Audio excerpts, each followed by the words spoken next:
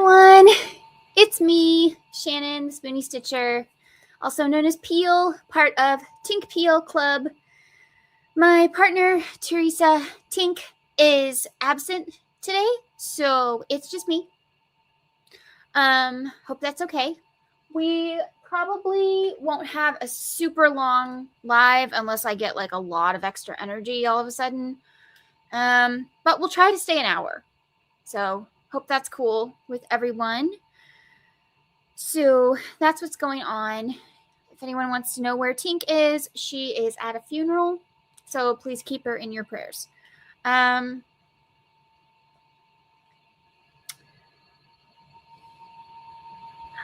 would tell you what's going on her channel, but I don't know. I mean, she'll probably have Battle of the Stitches tomorrow. And maybe she already set up Devotional Thursday. And then Friday, Duck Duck Dishcloth. I don't know. I'm sorry. I don't know her schedule this week. That's what it usually is. But that doesn't mean that's what happened. So, sorry, I'm cleaning my glasses. So I don't know if that's her schedule or not. But we're going to go with sure. Anyway, what is everyone working on tonight? If you're new here, sorry, I am not prepared for tonight. If you're new here, this is a cozy little crafting club where we just encourage you to get your projects out and work on them while you listen to us ramble on and work on our own projects. And we just hang out and chat. Super chill. No real topic or anything. We just kind of talk about whatever. So I am working on a sweater. Y'all, I won Yarn Chicken. Look. That was it. That's all I had left. And I got to the edge of the corner. So I won. I'm not done with the back panel, but still, it's a nice little victory. So let's see who's here. Hi, Tanya. Hi, Katie Lou. Hi, Stephanie. Hi, Sonia. Yeah, just come on in. Come on in. Now, next week's Tink Peal Live, Teresa and I are going to try Restream as our streaming platform. See if we like that better than StreamYard. So we're just going to try it. May or may not work. Don't know. But that's my favorite thing to do. I just like to experiment. I don't know if it's going to work. I never know if it's going to work. Everything I make, y'all, I have no idea if it's going to work. But I like trying it anyway. I don't want a big yarn barf. I just want a little one. Okay, that's not so bad. That's not too bad.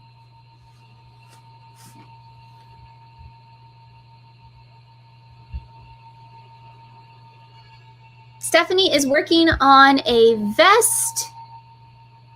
Your first wearable. Congratulations. That's a fun accomplishment. Which side's the front? This one.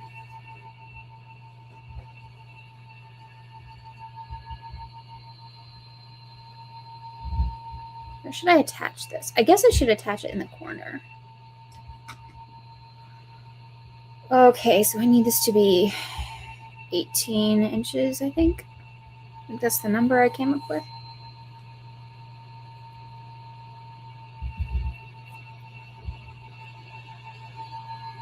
When you come in, don't be shy. Say hello.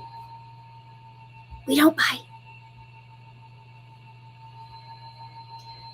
1, 2, 3. So as I said already, I am flying solo tonight because Teresa is unavailable. And so all you get is me. Sorry.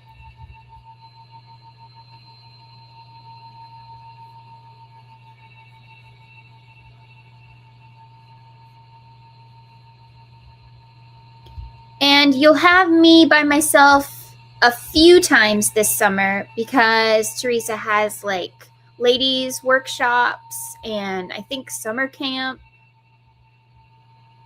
And then this came out of the blue. So yeah, you'll have me by myself a few times. I'm hoping instead of being by myself, I can get extra guests because I don't like going live by myself unless it's going live late at night and I'm doing it and all you see is my hands and we're working on something. But, you know, it's fun to play off of someone. So we'll see. Maybe I can grab some friends for the lives that I definitely know I'll be all alone.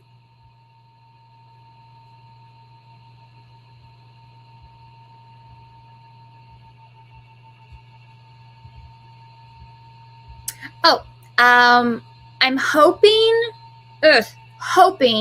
that Andy, the Crafty Witch, and I will be able to do our live streams again. Hopefully this fall. We can start that back up again where we go once a month. We just hang out and crochet something spooky. We add a spooky twist on whatever we're making. And we call it spooky stitching. But actually, I think I came up with a cuter name. Y'all let me know in the comments. Do you like spooky stitching or Stitchcraft? Because I'm the Spoonie Stitcher and she's the crafty witch. Also, she's got witch in her name. Like, Stitchcraft is cute, right? Okay. But you let me know. If you want me to keep it as spooky stitching, I will. Vote below.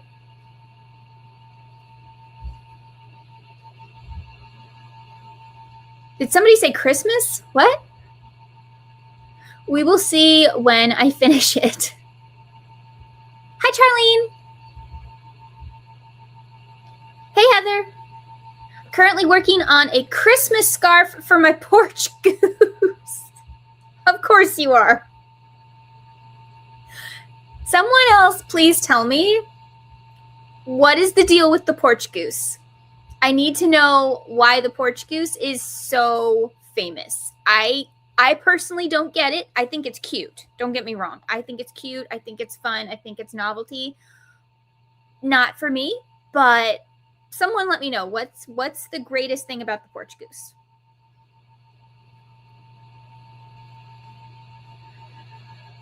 Still working on the April square for the Birthstone blanket. That's Teresa's crochet along if y'all want to get started. And if you like the thumbnails, they were designed by yours truly.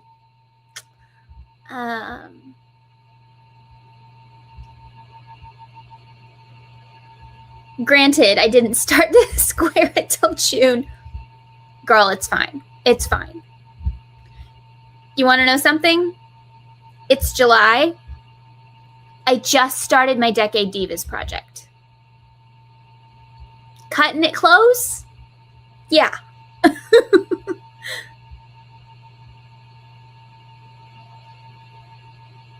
Do you have any tips for a beginner crocheter? Let me think. How beginner? Like you've never crocheted in your life? Or you've been crocheting for a little bit and you want some like, wish someone had told me before I started kind of thing? Let me know. Your name is cuter, I think. Oh, thank you, Stitchcraft. Isn't that cute?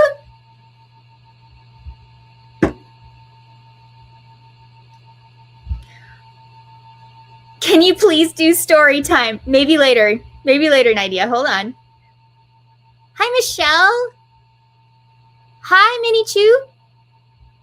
Like, I know the common stuff. I've been crocheting for about 2 months. Okay. The best advice I can give you is get a hook with a handle. Make sure you're not crocheting with just a stick. Because of how our hands are made, if you have some kind of ergonomic grip, you'll feel like crocheting a lot more because you won't be in pain. And even if you're not in pain now, the more and more you use the tiny little stick, that's hurting the nerves in your hand. And if If anyone saw Bag O'Day's story, I knew that was going to happen. I knew years ago that was going to happen. And I tried to warn her in the comments. I was like, you may not be able to use anything with a handle, but you need to. Otherwise, you're not going to be able to crochet anymore. And I live with a doctor, y'all. I live with a doctor. So that sucks. But yeah, so do not mess up your hands, especially since you just started. You have time to save them. It just needs to have some kind of handle.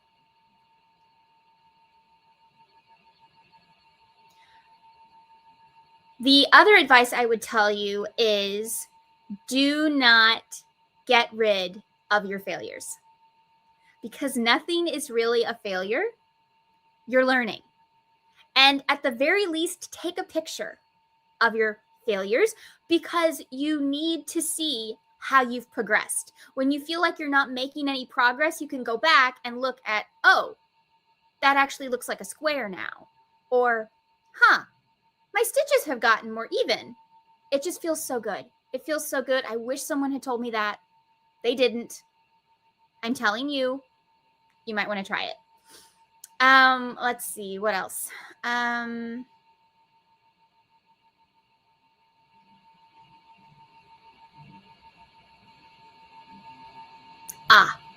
Make sure you master the basics before you move on. You need to really have those 5 stitches nailed down. So that would be the slip stitch, the single crochet, half double crochet, and treble. Make sure you've got those down before you move on. If you're worried about all you do is all you're doing is learning stitches, or all I'm doing is making scarves, if you go to my beginners course on my channel, what we do is we learn a stitch and then we make a project with it. So that way every step is you're going to make something. You're not going to just learn stitches. You're going to use how to apply them. And you're going to learn how to apply every single stitch as you go. That's how I like to teach, is that because it frustrated me when I was first learning that all I'm doing is basically making a coaster because I'm just making a stitch sampler with all these stitches. What am I going to do with that? I guess it's a coaster. No. Let's actually make something with what we've learned. You can even make something with a chain and a slip stitch. I promise. Does that help? Okay. I missed a lot of questions. Hold on. Yeah, my hands do turn pink when I crochet for a little longer. You grip that hook too tight. If your hands are turning pink, you're gripping way too tight. So here is a science lesson for you. This is your hand. This is everybody's hand. Your hand naturally makes a fist. So if you just throw your hand like this, you have an opening right here. I'm not clenching my hand. I'm not trying to make a fist. This is just how you naturally have that little space right there. You just throw your wrist. I'll just show you. Ugh. See? You just naturally have a little hole right here.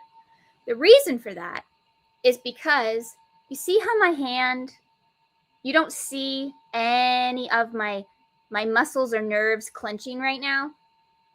See that? See how nothing looks strained? Now watch. Oh, did you see those pop?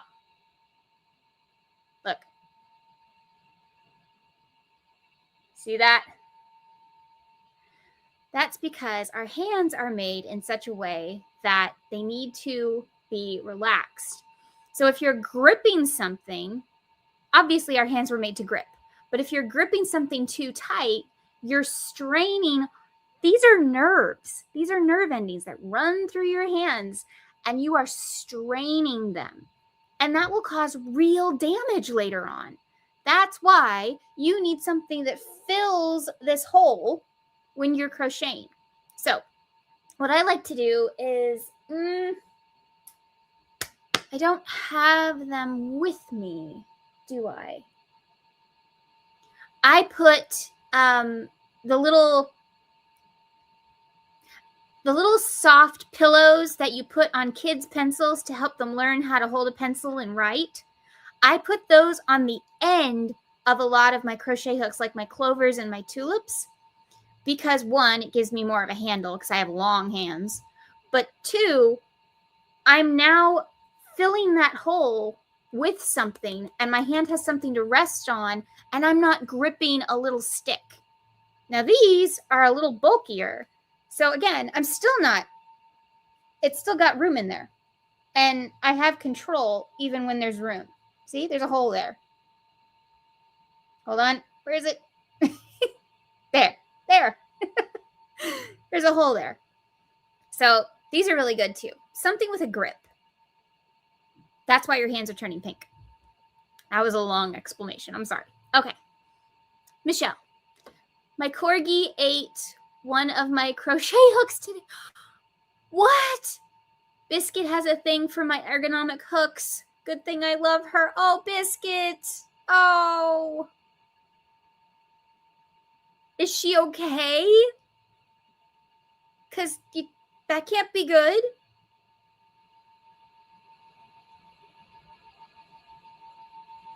Oh my goodness. I'm so sorry, Michelle. Which would you do for a vest? The rectangle approach or the granny?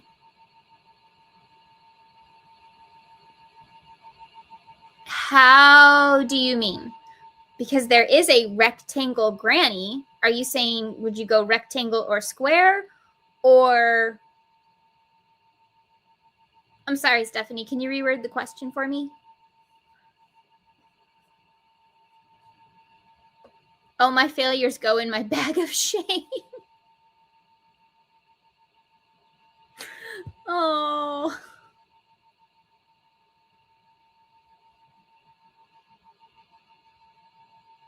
Yes, I made my very first amigurumi, or whatever it was. It was supposed to be a capybara, and it turned into a Kirby instead. Like, how?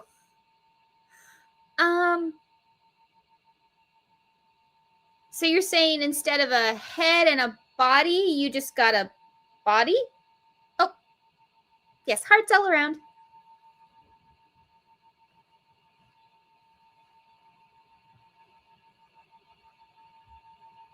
How would that happen?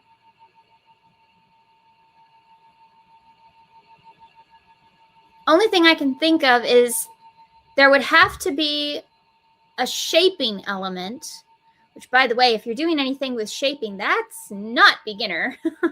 But if there's some kind of shaping element and you missed a step,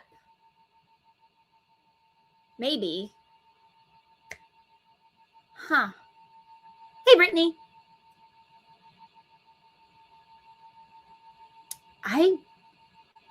I don't know about that one. I think I'd need to know more.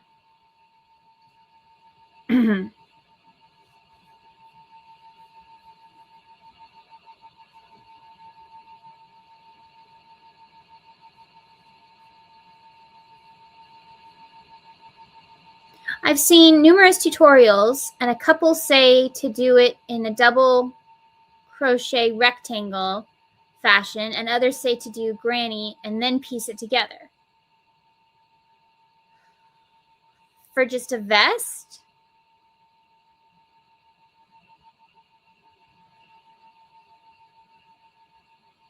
I mean, honestly, you could do it either way.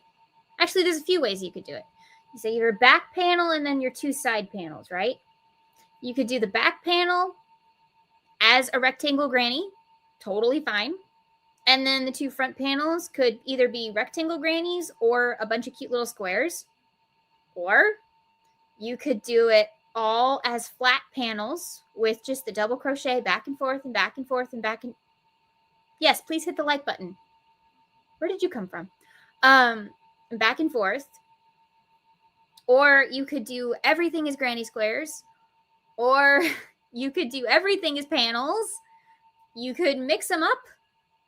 You could do a flat back panel, and then you could do side panels that are granny squares or granny rectangle. There's so many options.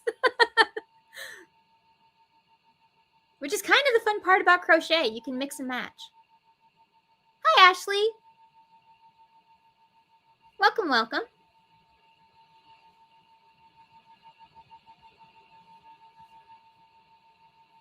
Okay, let's see. Nadia wants story time. Let's see, what story have I got? I'm still trying to save some of my really good ones for membership, but we'll see.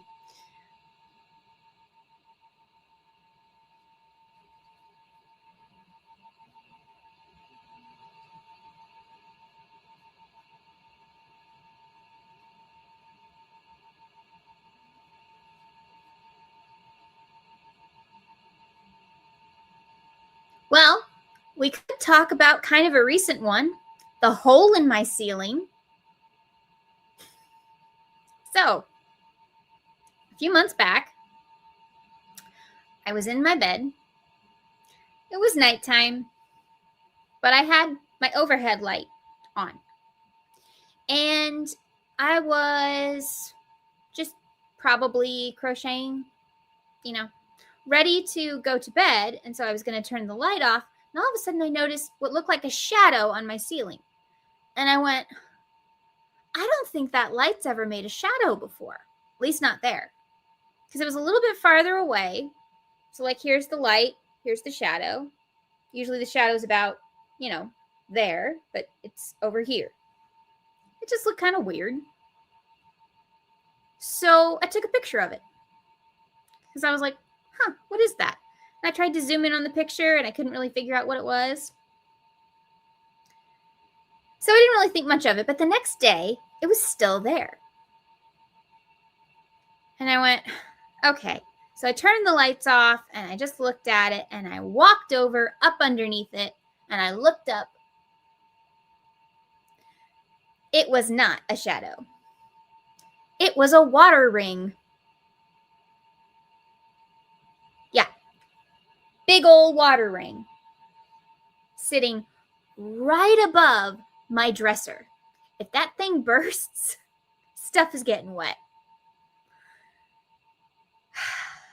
So I had to tell my parents, which did not want to do that because we've already had quite the year, but I had to. So I showed it to them. Dad came in and took measurements of the diameter and everything. We wanted to make sure it wasn't getting any bigger. And a while later, we had the heating and air people come out because Dad went up into the attic to try and figure out where it was coming from. And it looked like the cooling unit, it has a drip pan. And if it misses the drip pan and it's dripping on your ceiling,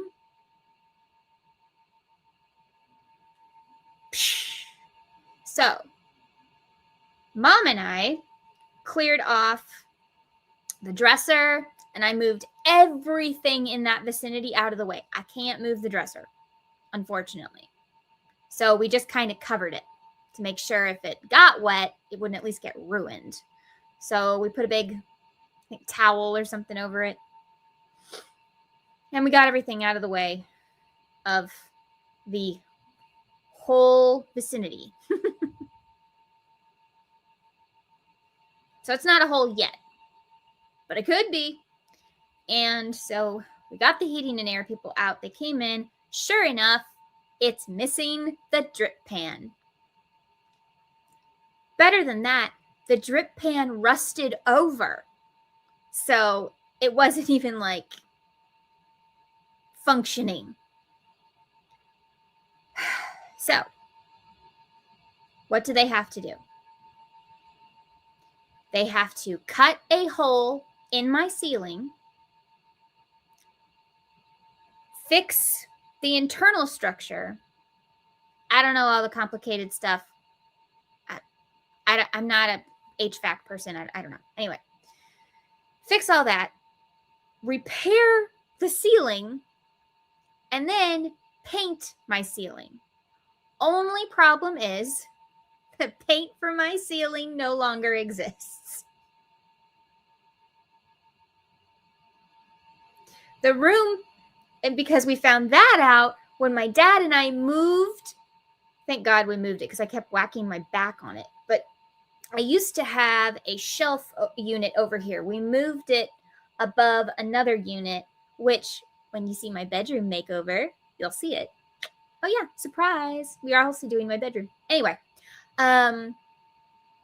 we were going to paint the wall because it left holes where it used to be attached to the wall. They don't make my paint anymore.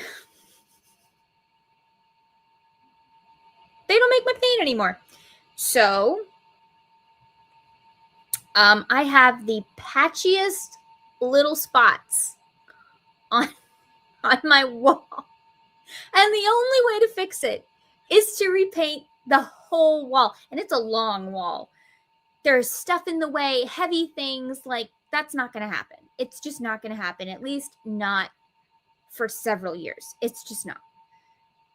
When we move, yeah, we'll repaint. But right now, I don't care. So it just looks patchy there. I'm the only one in here. It's fine. Oh, I forgot to turn on my thing. There. Okay. Forgot about that. Let me think. Where was I? Yeah. So we already knew that paint doesn't match. So we can't paint the ceiling in that paint. So we had to get a ceiling paint. And it's fine. It's not great, but it's just the ceiling. Whatever. But I can't be around paint fumes. I have a type of hyperosmia. I don't do well with scent. I've smelled a gas leak in our home that a human shouldn't be able to smell. Hey, I saved our house. But yeah, I have a type of hyperosmia. That means whatever you can smell, I can smell 10 times that. And so it's difficult. And I have to move out of my bedroom for several days so that I am not around the paint fumes. You'd have to move out for like a day anyway, even if you were a normal person, because it's a small room and the paint smell would just be overwhelming. There's no way you could sleep in there. But the problem is I'm a Spoonie and I live my life in my bedroom, basically. My bedroom and my basement. That's where I live my life. My life is small. And so I can't hang out in my bedroom. So I had to move me and everything else somewhere. And hey, Mama. Hey. It's Dr. Mom. Hi, everybody. Don't let me interrupt. Okay. I'm just talking about the ceiling incident. Here, I left you a spot. Oh, thank you. She won't come on camera. She doesn't like to come on camera, but you can hear her. So I had to move to the guest room for several days. And when I have to move to the guest room, so does my world. And I'm really, really sad that also during this, I was having phone issues. I lost the footage of this room looking covered in plastic. And there was, it looked almost like a murder room. Because you got stuff covered in plastic everywhere. But yeah. I love how your brain goes there. Criminal justice in me, I think. So, yeah. But they patched the hole. They fixed it. You can't even tell. I mean, it looks fine. They did, however, get paint on my light. And that's frustrating. But at least it's not as bad as my wall. So yeah, was that good enough of a story time for you? They asked for story time. Oh. It was requested. Do they want me to tell stories about you? No, they do not. You do not want They that. might. You're supposed to give them what they want. No. I live in Georgia. Well, that's not much of a story. They asked. You said give them what they want. Hi, Crochet Queen. You want to just try and knit it. Okay, cool.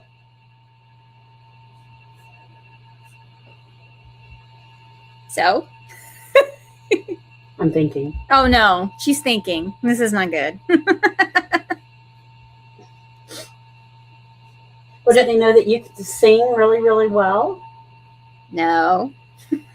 Well, neither did everybody at your high school. Oh, that's a good story. So- That's a good story. That's a membership story. That's Well, we could give them like a taste. but mm, It's not like I'm going to have you actually reenact. yeah. Yeah. So It was good though. you want to tell it? No. Well, I wasn't there, so it's only secondhand information. Teresa is at a funeral right Mm. now, so she's not here. So when we were living in Alaska,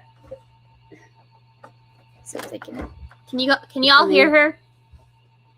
I think so. okay, when we were living in Alaska, Shannon was drawn to theater, and because she'd had various chances to have training in that in Japan and other places. And she was really a really excellent stage manager. In fact, even the principal of the high school, if they needed something from the theater department, it came to Shannon, not the teacher. And I was the stage manager, the assistant director, and the prop manager. It was a lot. yes. And even the kids, trusted her. They would come to her with questions, not the Not the teacher. director. And but they were gonna do. It was your senior year, right? Yes. Yes.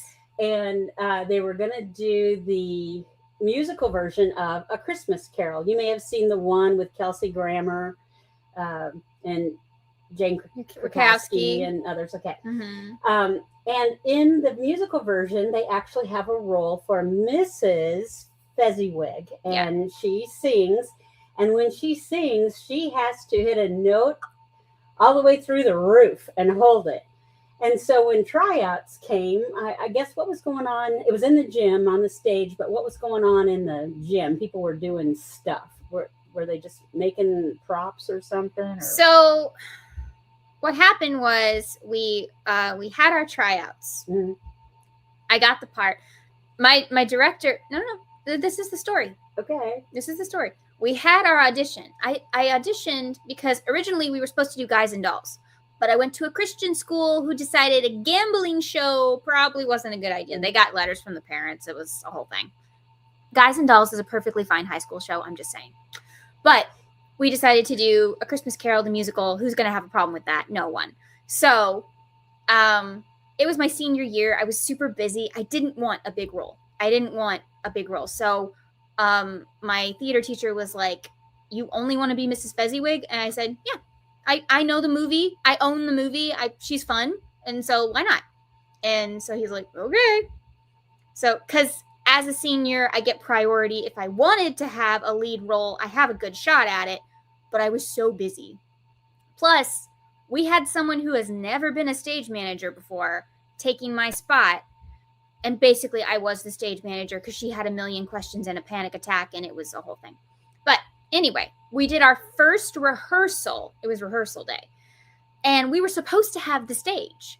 But signals got crossed. We didn't get the stage. So we had to stay in our tiny little drama room. That is important to the story. It's small. And we had to cram a huge musical number. The choir kids, the band kids, and Everyone hold them. I know. And the theater kids all in one tiny little room. So basically, if you weren't in that scene, you were kicked out of the room looking through the little glass door because there was no room for you. It was so cute. Anyway, one of my very good friends, he played Mr. Fezziwig. And he was excited because I wasn't someone else who has played his girlfriend in the past, and they did not get along. So he and I got along, and it would work out fine. So what happened was I practiced my song, and he and I even practiced, and we were doing fine. But even he didn't know what I was about to do. And there's a moment where Mrs. Fezziwig says, Mr. Fezziwig's annual Christmas ball, and she holds this super high note for like 16 counts. I mean, it's long. Hey, Janet K. Hi, Rose. So, you were told you didn't have to. I was told I didn't have to do the note. They're like, it's fine, Shannon. When we get to that, what we'll do is we'll have the whole choir sing. And I said, oh, okay. I didn't say anything. I didn't fight it. So we get to the part, and the choir is about to open their mouths, and I hit it, and I hold it, and the whole room stops. Like, no one expected me to do that. The music stopped, the choir stopped, everybody stopped in their tracks, because I've never sung a note at that school. The only people who knew I could sing was not my best friend, but my really good friend, fellow ginger like me, and my boyfriend. That's it. That's the only ones who knew I could sing like that. And the room goes quiet, and everybody's jaw is like. And the music teacher comes storming up to you. But not before Wolf. He goes, that's my wife! And then we all start laughing. But yeah, then the music teacher came up to me, and she grabbed my shoulder, and she spun me towards her, and she goes, why are you not in choir? No time. There's no time. Your senior year is so crazy. There's no time. But yeah, I got scolded. But yeah. I got to keep my part, because well, okay, the choir is not going to sing over you. So it was fun. So tell them how you got your serious vocal training from while we were in Japan. Nicole McNeese. Mm-hmm. Who holds the record for the youngest winner of the All Australia Opera contest. That's men, women, boys, and girls. And she's the youngest person to ever have won that. She was 17. Mm-hmm. Yep. And she was my vocal trainer. And I probably can't sing like that anymore. but it was fun back then. It's been several years, and my voice isn't the same. You have to keep it up, just like running. But I still sing. And in fact, a lot of the times when I'm making my tutorials, you have that dead space where you're just crocheting, you go around and around and around, and you can't decide if you want to keep that footage or if you're going to put it as B-roll, or if you're going to just cut it. So what I do is, to keep myself company, I sing while I do that. And I actually put a clip of that on Instagram, because some people what do crocheters, somebody put it out there, what do crocheters do when they're making tutorials? And it's this is what I do. So what is the people who are watching right now, are they all working on a project? I don't know. What are y'all working on? I asked that before. I only got 1 or 2 answers. Maybe they're not doing it while they're watching you. Maybe they're working on it, during the day or something like that. It could be. Okay. I'd like to know what they're working on. Someone's working on a vest. Okay. Someone is working on one of their squares for Teresa's crochet along. Yes. The Birthstone blanket. Yes. Someone was working on their very first amigurumi capybara. Oh. Which apparently looks like Kirby.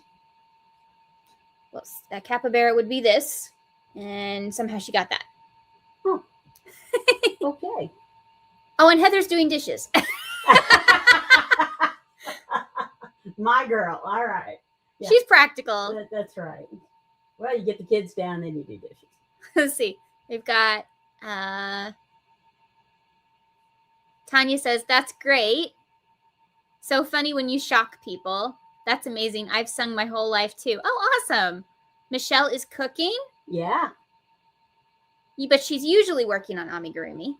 Yep. Okay. That's Jana K is trying to complete a sock. So that's what she's working on. A knit sock. Bless her heart. Mm. Yeah.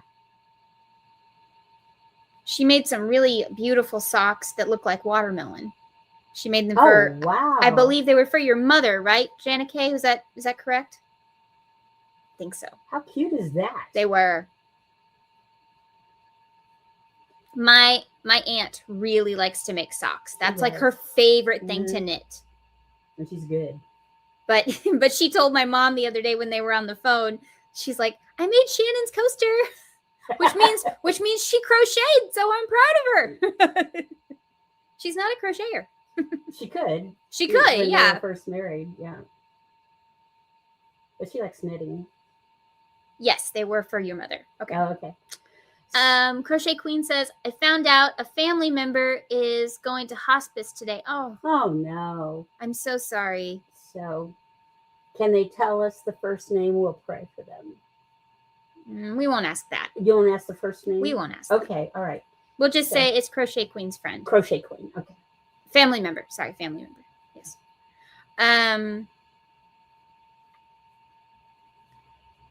So, while I have Dr. Mom here, we have an idea and we want to know if y'all are interested. So, I don't think maybe till next year.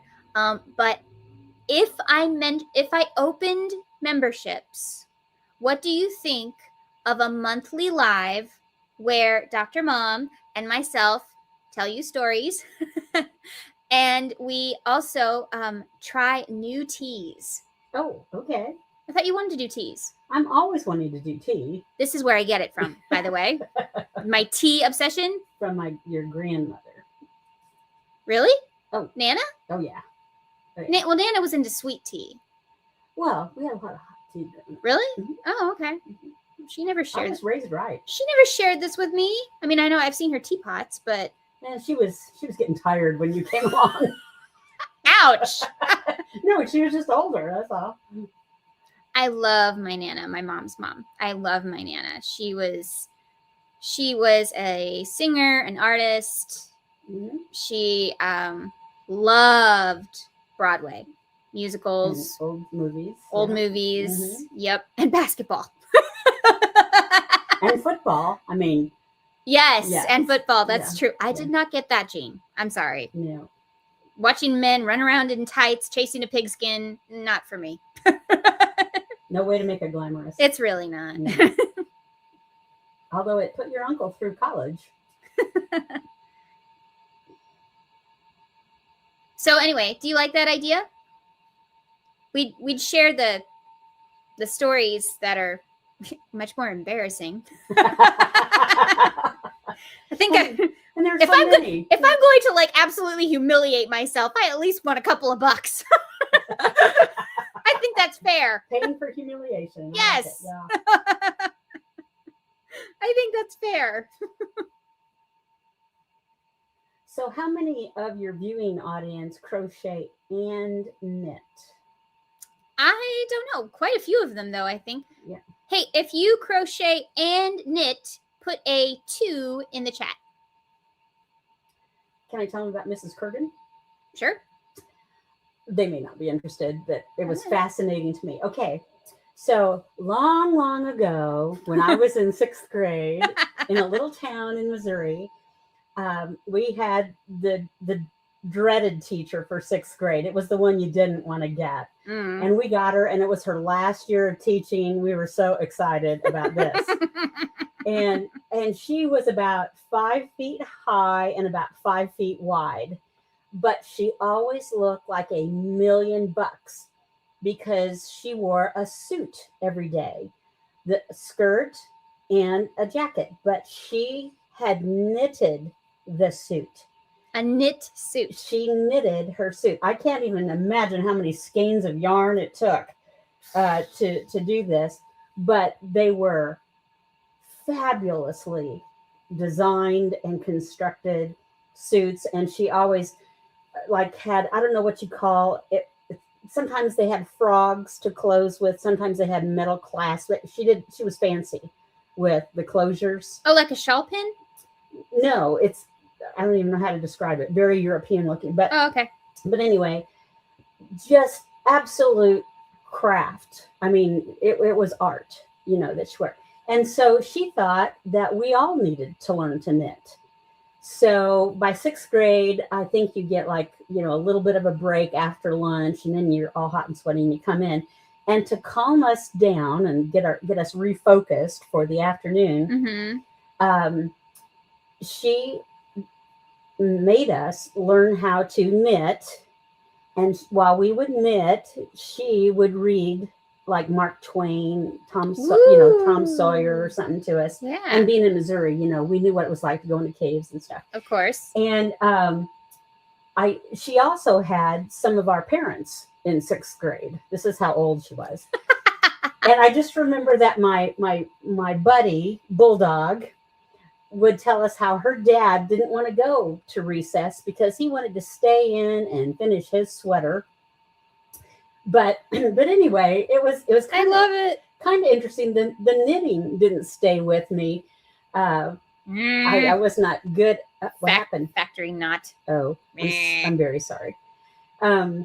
But just seeing somebody create something on that scale and it was absolutely flawless workmanship made an impression even on a 6th grader. Yeah. And so while I cannot crochet and I cannot knit, I can certainly appreciate a well-made item. She's an excellent enabler. She'll just go out and she'll see yarn and she's like, that looks pretty. Shannon should make something with this. Well, yes. Yeah. Or she'll be like, can you make coasters for my friends? Can you make slippers for my friends? Well, we all have our part. Hey, if she buys the yarn, I'll do it. So how many 2s did you get? Oh, let's see. We've got 1, 2, 3, 4, 5. At least 5. That's pretty good. Mm-hmm. Oh, wow! Katie Lou sent a super chat. We got to do thank you for the super chat. The super awesome super chat. Thank you. Woo! This is what we do. Teresa does it too. Oh, okay. We'll work on the jingle. Wow. Thank you. See, this is what you would get if you were a member because. So I'd like to know among your people who are watching, how many of them have mothers who embarrass them? It's a ministry. It's a ministry. Embarrassing your child is a ministry. Oh, okay. I didn't know that. I'll have to remember that. Mm-hmm. Yeah, you do. I mean, am I the only one? I doubt it. Okay.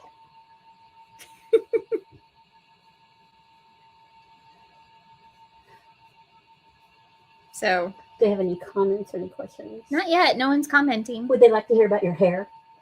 My hair? Like when you were little? I can't take my mother anywhere. That's great.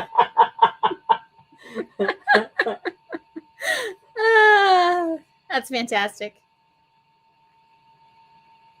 I can't either.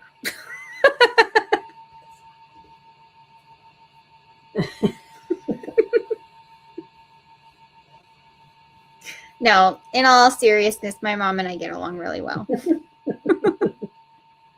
We didn't used to. Yeah, well, whose fault was that? Both.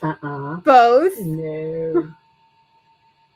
I didn't hear the question. Oh, does your mom still embarrass you? My mom does, and I embarrass my kids in return. Oh, good. Yeah, it's the gift that keeps on giving. Yeah. Kind of like humiliation. Like guilt. Yeah. Guilt and humiliation will last forever. Mm.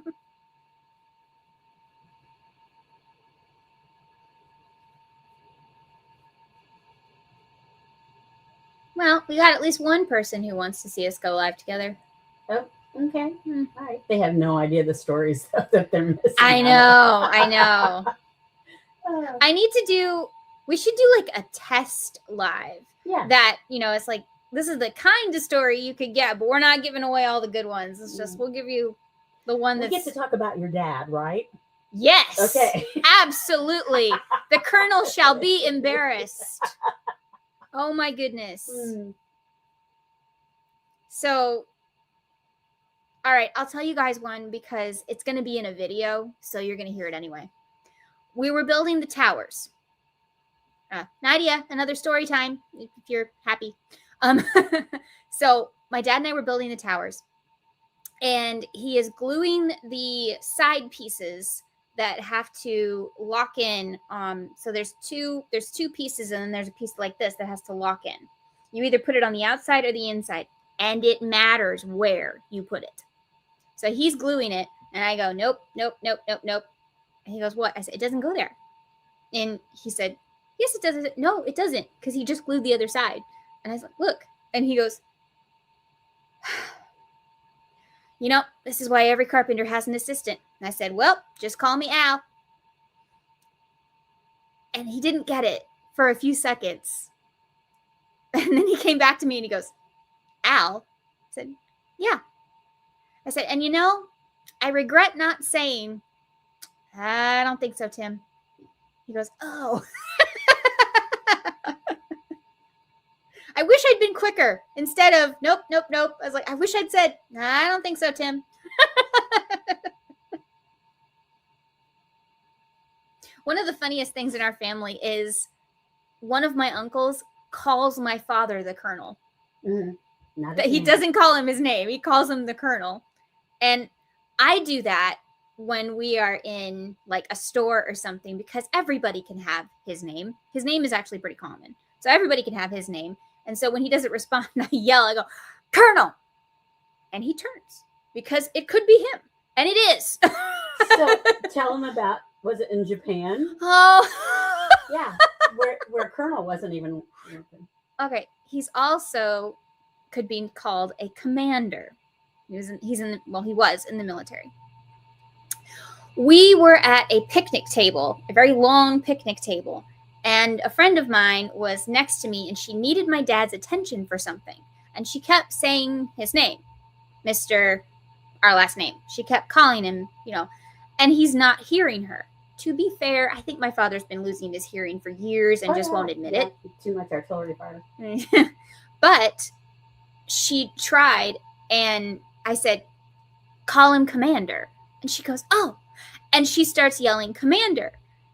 And his head turns like this. And I'm looking at his face going, what? And he goes, did you just call me Amanda? And the whole table is like, what? Unfortunately, my friend gets easily embarrassed. So she was like, no, I didn't do that. And I was like, it's fine. But the whole table is cracking up. Her father is cracking up, and he's like, that's gonna stick, and it did, because sometimes when we are yelling for my father's attention and he does not respond, we yell, Amanda, and he turns. So whose fault is that? Because he turns. I mean, if you weren't going to respond to the name, don't turn. So do any of them have relatives who are hard of hearing? And I don't know. So, yeah. Oh, it's somebody's birthday. Happy birthday. Wait. I think I can do balloons. Or confetti. Confetti. And balloons. There we go. Yay! Happy birthday. Why don't you sing happy birthday in Hebrew? No. Oh. Maybe for members. Okay. Let's see.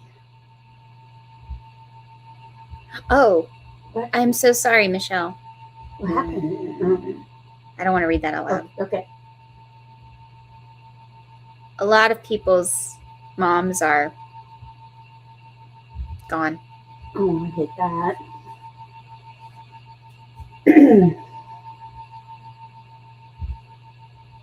My dad's whole family is deaf. Sorry, that's not funny. That is not funny. Oh. But there can be a familial. She's laughing. She said LOL. So.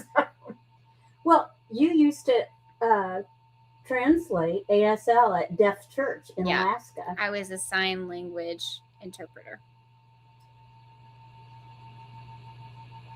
I was an interpreter there was a girl.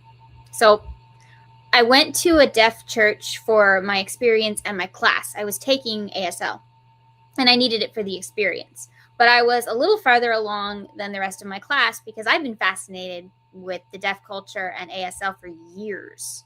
In fact, if you've never seen Sue Thomas FBI, it's on Tubi. Yes, Go watch. Yes. Go watch. It's a true story. Yeah. Go watch. So, I was a sign language. I was pretty good. And the pastor and his wife thought I was good enough to help this girl. So special needs. She was special needs. She was 27 years old. I was 18. but her brain couldn't get past like a second grade level. So speaking to her and stuff, it was still like talking to a child because her brain couldn't conceptualize anything past around a second grade level. So what he asked me to do, hardest job I've ever had in my life. And I've had like some physically draining jobs, but this beats it all. He did not tell me his sermon. So I am watching him do his sermon in ASL. Yeah, no speaking. No speaking. And then I have to translate what he said as if I'm talking to a child. Live. Mm-hmm. Simultaneous. Thankfully, he never preached on like the really complicated subjects, but oh my goodness, hardest job I've ever had in my life. It also told me I don't want to be an interpreter. But it was good practice, and I hope I helped her. She was very sweet. She liked to talk about trees. She did this all the time. And I was like, are you fascinated with trees? I don't understand why so many trees, but okay, I guess she likes the outdoors. I don't know. So, yeah. Now, his wife, the pastor's wife, is hearing. She can hear just fine, but she was an ASL interpreter, right? She wasn't really ASL. It was more... Well, she was what they call sign English, which isn't good because sign English to someone who is deaf can be complicated. It's a whole thing. Yeah. It's like make it up as you go. Kind of. It is. And the thing that frustrates me is I still know a lot of ASL. I've helped people in airports because they couldn't interpret what they wanted to the we were in this airport one time and this guy wanted a strawberry smoothie and he was just dying for a strawberry smoothie and he couldn't get it across to the little guy at the counter. We start having a conversation with his wife. Mom drops that I know ASL. He grabs me and he goes, would you interpret for me? And I was like, sure. So he wanted a strawberry smoothie. The poor guy just wanted a strawberry smoothie. So I helped him order his food. But, it's frustrating. Even when they fly, they'll hand him a Braille menu. I don't understand that. Like, what? Braille is blind, not deaf. I don't understand why they don't understand that. It just train all the flight attendants, please. At the very least, train every flight attendant to know toilet, food, and water. Mm-hmm. And possibly interpreter. I need an interpreter. But yeah, the basics. Oh, and medicine. Please teach them medicine because pain it depends where it is on your body. So if you have a headache, if you have a stomach ache, if you have a shoulder ache, pain is just, has to do with where it is on your body, which is actually kind of nice because then you actually know where the problem is. And so when I was in college, I took an ASL course as well. And it was really cool because no talking. The entire thing was we had to sign, and it was a lot of fun. Except the night that my teacher was really concerned about me, and I didn't get that she was concerned, but she just kept focusing on me. And all I kept thinking is, what am I doing wrong? Am I signing something wrong? Am I saying a bad word? Like, what is happening? I didn't realize it because I was so used to it. When I'm signing, I'm shaking. And she just immediately clocked in that something was wrong. And she kept asking me, what's wrong? And I'm like, you tell me. I don't know what I'm doing wrong. So finally, I know enough that I was able to get across to her that it's like, I shake sometimes when I am like overstimulated, or my anxiety happens later. Like I was already anxious, but then it happens delayed. And so it's like my hands are just going to shake. And she was like, oh, okay. She was really concerned, which was very sweet. But I wish we would have been able to communicate better. Yeah. But I have to tell you, it made me on my own go, okay, I have to learn medical signs. Because as a Spoonie, and I was a Spoonie in college, it's like I have to learn medical signs when I'm around the deaf community, not only for myself, but what if I could help them? Like, what if I need to tell an EMT something? Or, you know, I need to know, like, they can't talk to the EMT. What if I'm there? Mm-hmm. So, yeah. And the medical ones, I keep up with, because it's like, if I'm in a situation where, God forbid, I can't talk or something, maybe someone there will understand me, or better yet, I will be able to help somebody else. I didn't know this, but Milo Mannheim's mother she played Winnie Davis on Major Crimes and The Closer. Okay. Yeah. She was doing an episode of, I think, Law and Order, and they had a deaf something or other. So she learned a little bit of sign for the show. Well, she was in a real life situation where she had to use sign language one day. And she, like, somebody was like, does anybody know sign language? She went, yeah, a little.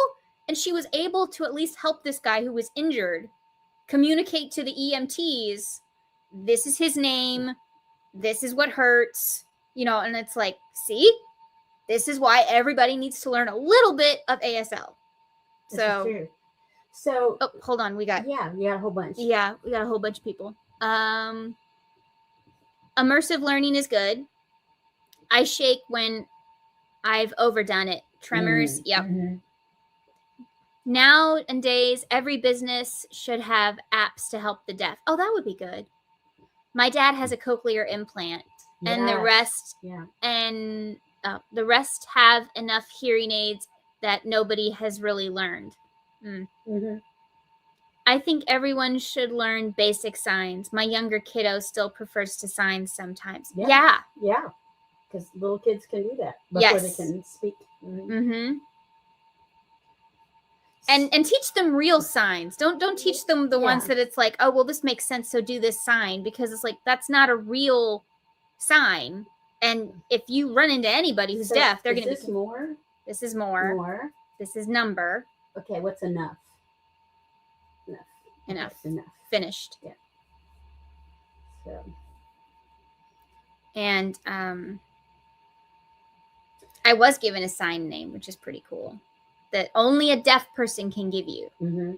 Now, technically, you can have sign names if you're in a course, especially in college. Everybody has a sign name assigned to them. But if a deaf person gives it to you, it's a huge thing. It's like, I respect you enough that I am going to give you a name to call you. And mine means sweet redhead.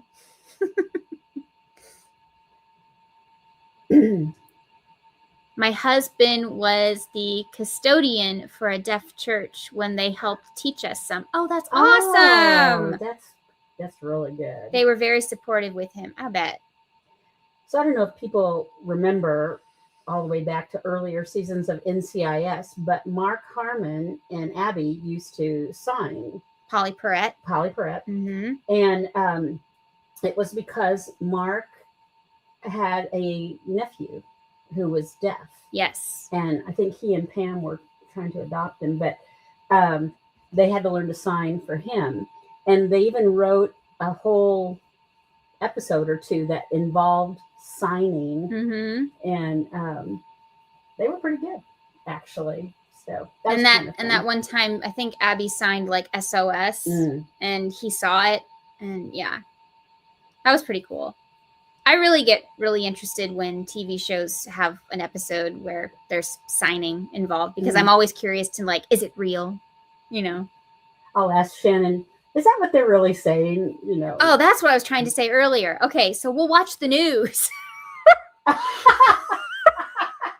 may not remember this was a news story. Yeah, go ahead. You can tell that one. That's fine. Well, I forget who, what politician. It was for a big deal thing. It was like nationwide, and this guy is talking, and they had this interpreter up there, and they found out immediately he didn't know sign. He was just making motions. And it was for something really important. And busted like immediately. But yeah, I'll ask Shannon. It's like, okay, are they interpreting this even close to? But that's always a question with a translator or an interpreter. I mean, your dad's jobs and stuff, he would have different interpreters, and you really have to trust that they're going to get across, what you're saying or what you're trying to say. You remember that? Yeah, that was funny. But we've had just local news, and I've seen people, and I'm going, that is not ASL. That is sign English. And an actual deaf person would not appreciate that. So yeah, I don't know where you got your interpreter, but they definitely didn't go to school. So I was doing a whole retreat on the island of Crete in Greece. And while we did have some English-speaking people there were a whole lot of Greek-only speaking people. And I had a translator, and she was a lawyer, and her English was pretty good. And I told her that her job was to not just translate what I say, but translate what I mean to say. No pressure. But yeah, I had to trust that she was getting it across. So.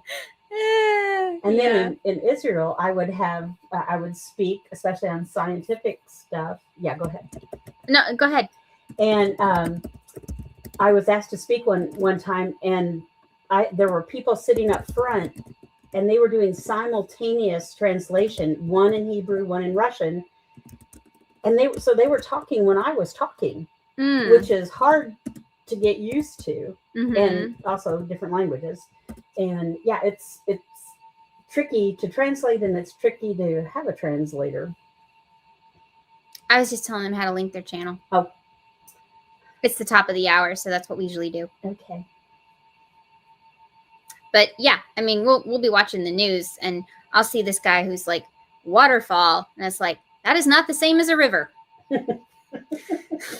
It's just not. Canoeing down the waterfall. My favorite one was when this guy did this sign and he rolled his eyes. And in the deaf community, your face is part of the sign. And it's like, why is he doing that sarcastically? So then I figured out it's the interpreter who's annoyed, not the guy that's talking. But it's like, he's like, and it's like, what? I think he was tired. I think he had it. Like, I don't want to do this anymore. So how many of your people speak another language? And ASL is included in languages. Yeah, it is. Does anyone else speak a foreign language or had to learn a foreign language? I mean, I'm sure a bunch of you probably had to learn either Spanish or French years ago.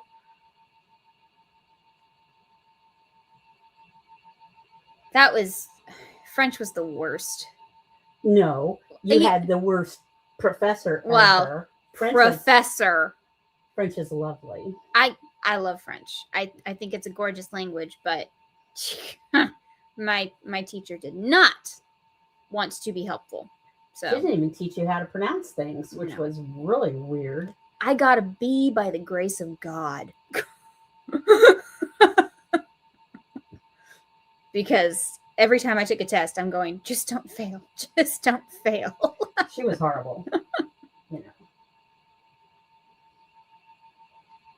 Oh my goodness, you have to learn facial expressions when signing. I took ASL and yep. That's so funny. I would be saying a whole other thing in my face signing, right? Oh. I am learning French and ASL. It's taking much more time. I took German in high school. Don't remember much, but I had a great teacher, so that's good. Oh, and welcome in Just Hales. Hello. I wish I could learn as easily as I did in college right now. Amen. So it's a little frustrating to have to kind of readapt. But I mean, when you're a Spoonie, you adapt anyway. I got not diagnosed, but I started to notice problems in high school. And then I got to college and they got worse.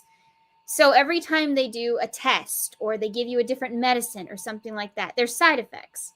Well, unfortunately, one of the greatest side effects seems to be up here. It really messes with my brain, all the stuff they've done to me, all the surgeries I've had, really powerful meds when you've had surgeries. And so my brain used to be sharp as a tack. And now it's kind of, I have a lot of Post-it notes. I have to remind myself because I don't remember something 5 minutes ago. But I have hacked my life for myself. I watch ADHD channels talk about how they use hacks, and some of them apply for brain fog. Like, what? Like? Okay, you know how everybody tells you, don't put it down, put it away. If you have an ADHD brain or brain fog or any kind of mental impairment up there, that is distracting. Because if you put it away, what if it's upstairs? Well, then you get upstairs and then you're like, I should clean the bathroom. Like, you were doing something, but it distracts you. So I learned this new one and I really like it. Don't put it down, put it close. So let's say you're downstairs and this thing goes upstairs, put it on the stairs. Because then when you go upstairs, you'll see it and you'll take it upstairs and you'll put it where it's supposed to go. But that way you don't have to stop the task you're doing. So you just put it near where it's supposed to go. So you put it close. It works. It's crazy. It works. I even have, well, I used to have, until I had to have a humidifier, I used to have a basket in my room of all the things that needed to go downstairs. So like when I was done with dishes or, you know, I borrowed a notebook from my mother or a book or something like that. I need to take things downstairs and they need to go somewhere without cluttering things. I used to have a little basket where I would, this is the stuff that goes downstairs. And then I had to have a humidifier and my table went away where my basket lived. So I got to reorganize that. But it's a really great hack if you have brain issues or like you're just the kind of person that I've got to focus on one task or I'll be distracted by 1,000 other things. Actually, this might work for Dad because he will see something and then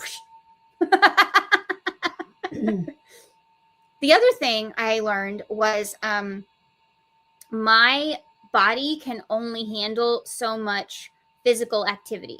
Now, I'm not talking like exercise and stuff. I'm talking like I can only go up and down the stairs so many times before it starts to hurt. I can only, you know, get up and move around and jump around and bend and stretch so many times before it's a flare. Like so many things. So I kind of keep like a mental spoon tally in my head. And I try to go, if I do that, that's going to cost me 7 spoons. But if I do this one, it only costs me 3. So I weigh my pros and cons and stuff.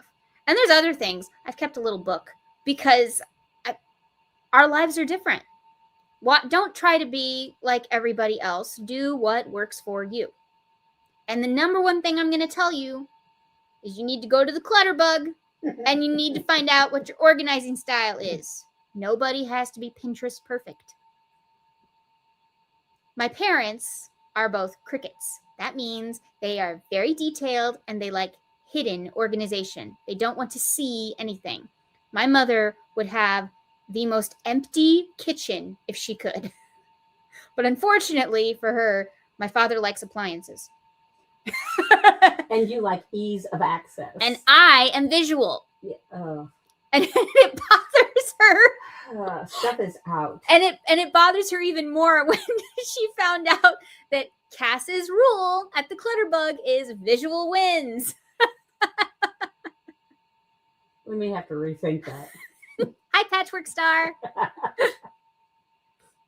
If I don't see it, it doesn't exist. Thank you. That's what she says. I'm sure she's lovely. Be nice. I am. I'm sure she's lovely. Yeah. Yeah. I can relate to brain fog. If I put it away, I forget it exists. Oh, okay. This one's really great. This one's one of my favorite Clutterbug hacks. Your stuff will tell you where it needs to go. Your stuff will tell you how to organize it. So one of my best examples is my hard drive. I have all my electronics in a drawer, but I use my hard drive basically every day.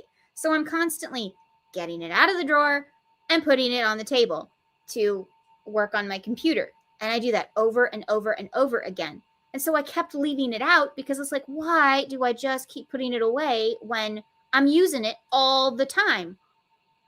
So I thought, wait a minute. What does Cass say? Your stuff will tell you. And it's true. That means I need an organization system that keeps it not cluttered, but it keeps the hard drive out and accessible. So before we did the whole room makeover here, I had a little cart and I had a basket that was on top of the cart. And that's where I kept all my hard drives and stuff. And then they were just right there out in the open. I could see them, but they were contained. But they were still out and I could use them. And there we go. So they don't live in a drawer anymore because that makes no sense. Stuff like that. If you want me to do a whole video on like the Spoonie hacks I've learned in life, let me know because I will do that. My channel is not just about, creativity when it comes to art. It's also creative solutions to living as a Spoonie. Yeah, my brain is Swiss cheese after all the meds. Ooh. I am autistic and ADHD plus a Spoonie. Notes are my life. Amen. And I have doom piles. Oh no. But I know what's in the doom piles. I do that with reusable totes. I have one upstairs and one downstairs. Yep. Excellent. I do the 1% rule. If I have a task that has multiple steps, I do the first step.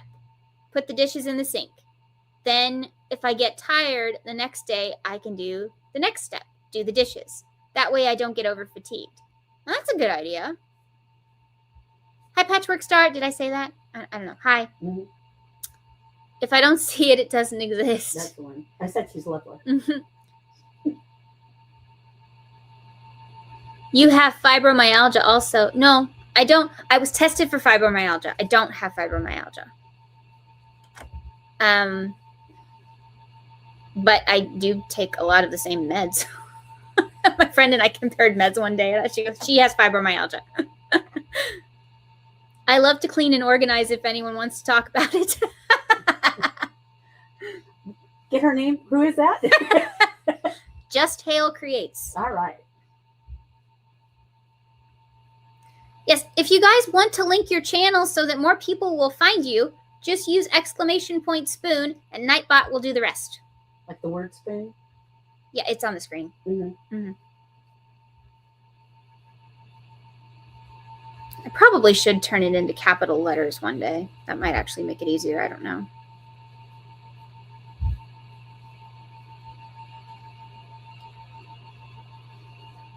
So, this is the other thing I have. The bingo checklist.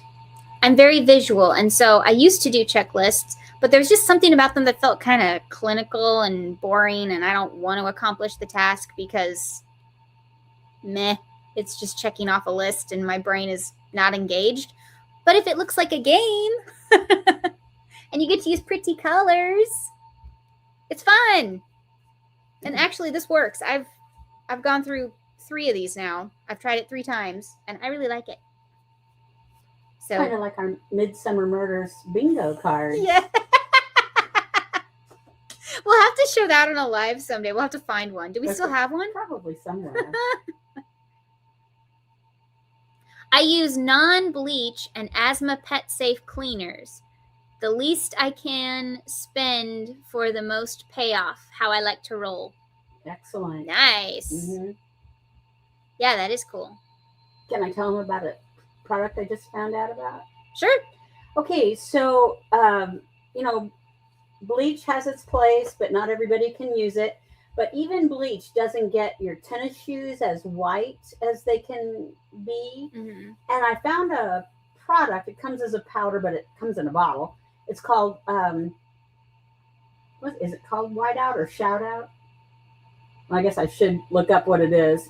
We'll have Shannon put that on the playback or whatever.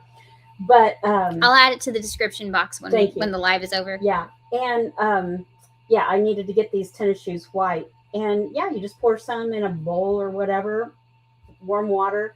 And I just let the shoes soak overnight, and then you just wash them as usual. And they look like new. And there was no bleach involved. So and they were, kind of dirty. Mm-hmm. So anyway, I was kind of impressed because it wasn't it's not expensive, and it does a different job than chlorine bleach. Right. I'll get you that for the description box. Thanks. Do you have a link? Did you get it off of Amazon? I did get it off of Amazon, so we'll get that. Okay. Yeah, I'll link it. Yeah.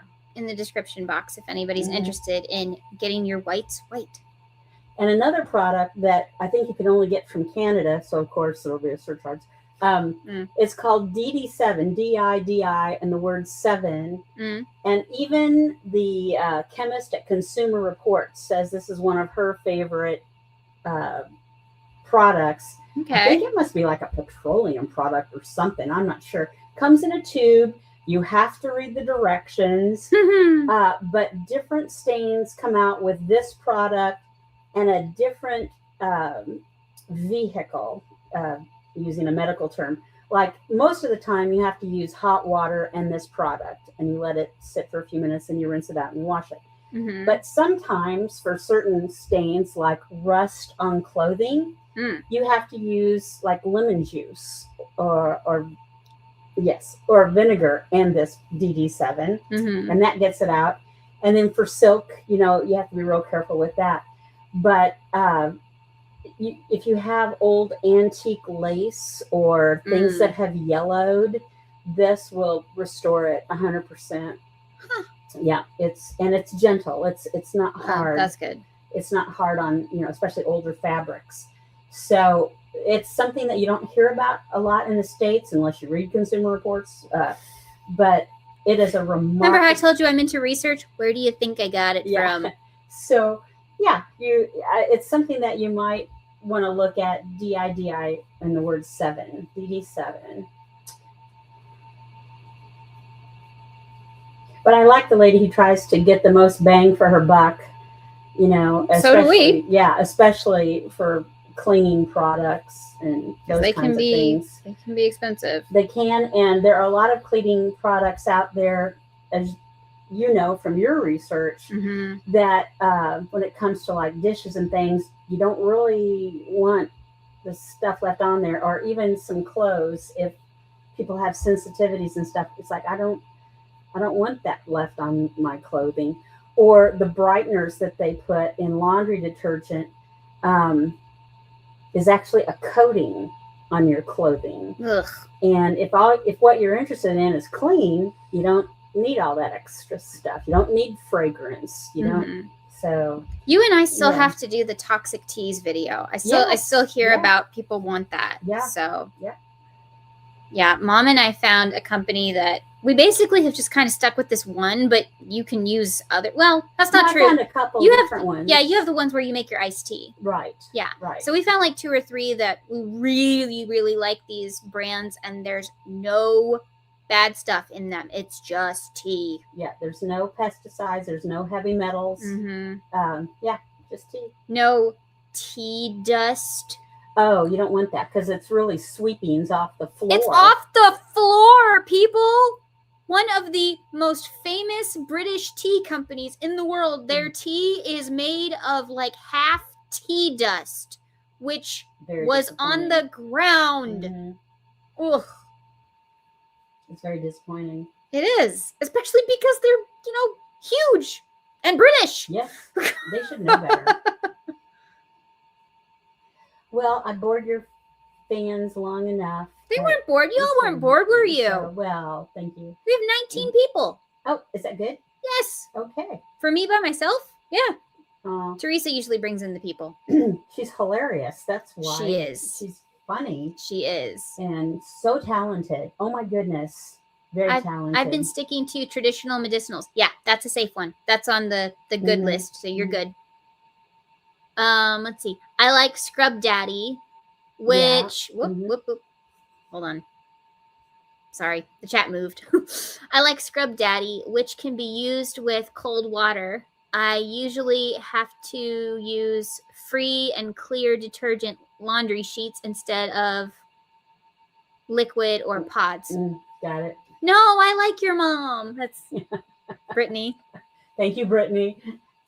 Let's see. What is tea dust? Yeah, tea dust is the tea shavings. It's just dust from when they dry.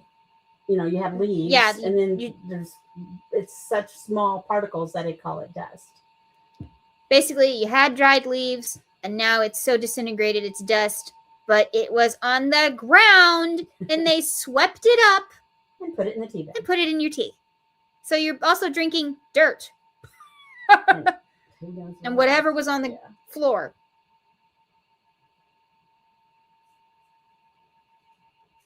Loose leaf tea isn't any safer. It depends what's in the tea. It also depends what's in the canister, and so many things. That's why I really do want to do this video because I learned shockingly scary things, and I'm a tea person, so it's like, So I've been trying teas from smaller shops, which I've got an entire assortment downstairs from this one shop that I have had for a year now. I really got to do that video. But they're a very small little tea company, and I wanted to give them a chance. And the Numi Tea Company, that's my favorite. Numi. It's in my Amazon shop. If you all want to see, I have a section for food and tea. Go to my Amazon shop. Jasmine green tea is really good from Numi. Mom likes the Numi jasmine. I like jasmine green tea. I like the rooibos tea. Any of them. And which is a red tea. Yes. Red teas, green teas, herbal teas, white teas, black teas. I think that's it. Is that all the teas? And then infusions, which is a whole other category. It's not tea. Yeah, it's not. It's really not.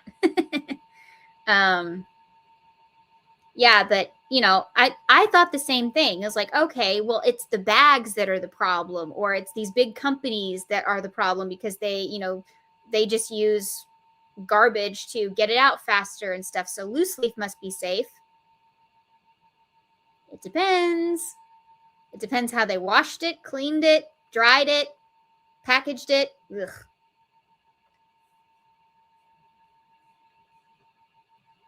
No, yogi tea is bad. Very bad. Oh, very, very, very bad. And celestial seasonings is horrible. Celestial seasonings, which people give to children. Yes. So bad. Yeah. So bad for your kids.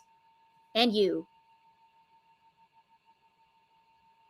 But we'll do the video. We'll do the video. Yeah, we'll be we'll be thorough, and we'll do the video. We've already actually called some tea companies and asked them, how do you package your tea? What's in your tea? That kind of thing. Some of them won't answer, which I thought was funny. We've also looked it up online the best we can, but my mother can get anything done with a phone. The woman is like Superman with a phone. She can get anything done with a phone. She finds the numbers. I worked for the cold case unit in our town for a while, and I find people who try to hide. But my mother can talk to anyone, and they will talk to her. They will talk to her. They won't always talk to me or dad or whatever, but they will talk to her. So we say my mother has never met a stranger. It's kind of like you got assigned a certain project when you were finishing up your criminal justice degree, and you were given this guy who killed a bunch of people, and they even wrote. We all got a guy who killed. Well, okay, yes, it was about serial killers. Okay, so yes, serial killer and serial offender. Yes. And they even did a movie about him. And when we talked to your uncle, he was saying, "Oh yeah, I remember, about this guy." It's like, "Oh my gosh." Yeah. So, all right. But information from both sides was scarce. And this guy's wife was his lawyer. Yeah. But anyway, I found her number and we called her. And you got to ask questions that was crazy. Yeah. I talked to the guy's wife. Yep. And got information. And then we called the guy who prosecuted the case. Well, actually, we also called the defense attorney. And we talked also, I think, to the prosecutor. Prosecutor was a lot of fun because, of course, the prosecutor was on our side. But yeah, I found the numbers. She found the numbers. She started the conversation to like, hey, a college student wants to talk to you for a paper, and prosecutor, of course, was willing to talk to anyone because, they love to talk. Thanks, Shannon's mom. Not bored here. I like sitting with my mom again. It's like sitting with my mom again and having a good talk. Oh, that's so sweet. Well, she can just talk to me anytime. I've heard of them, Numi. I have some matcha rice tea from Numi. Oh, good. Hibiscus, yum, green teas, matcha. T-balls, JK, that's a sport. Okay. T-ball. Okay. T-ball, tetherball. Oh, okay. Y'all are very thorough, and I love the information. We're nothing if not thorough. That's our thing. It's our thing. Annoyingly so. I think that's why people like my reviews, because I'm super thorough, and I will use a product every way I can think of. That's true. To give it the best chance. Wait, conflict of interest, lawyer? Yeah. Celestial Seasonings was also linked to a cult at one point. Oh, good. Didn't hear that one. Just heard about what was in their stuff and how it was hospitalizing people. So, but the worst part about Celestial Seasonings is it's given to kids a lot of the time because they have a lot of they have sleepy time and they have cough stuff. Yeah, people use it instead of medicines for their kids when they're sick. But the problem is little kids haven't built up enough of an immune system yet to even fight what would be in there. And so they actually get worse. And it was awful. Don't give your kids Celestial Seasonings. And don't you drink it because, ugh. But, yeah. But my mother had a small heartbreak because her favorite tea company really let her down. Truly. It was sad. We had to go through and dump out tea. We had our own tea party. We did. The Boston variety. Yeah. It wasn't. Yeah. We were protesting, but it sure was heartbreaking. I hope that footage lasted because that was funny. Especially when my father came in while we were going through the teas, and he's like, "What are you doing?" and stuff. And we heard him in the background, and Mom's like, "Keep it in." So, okay.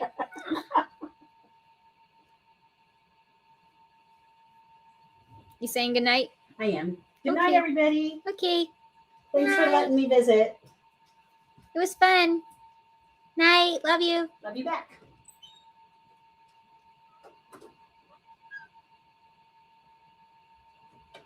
That Twinings isn't her favorite, but that's not a good one. It was Bigelow. Bigelow. There's metal. Metal in the tea.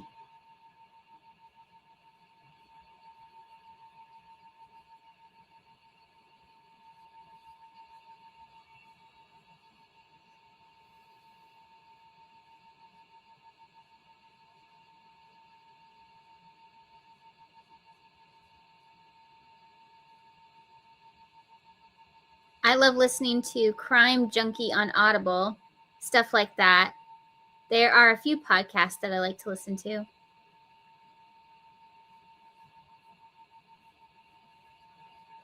Unfortunately, I can't share a lot of the stuff I did because I signed my entire first day was getting me set up and tons of confidentiality waivers. So I can't share a whole lot of what I did, but it was cool. Basically, I found people and I listened to a lot of people talk.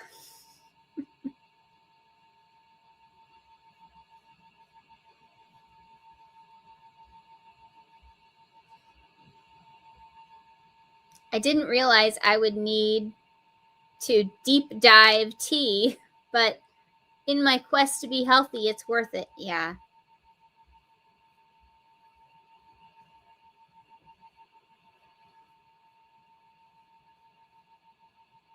We found some good ones, though.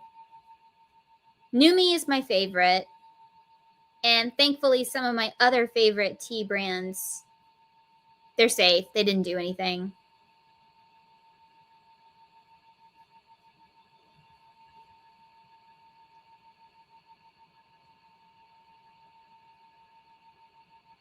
Oh, I don't want you to share. I'm just saying I love listening to the journeys of investigators. So I will tell you,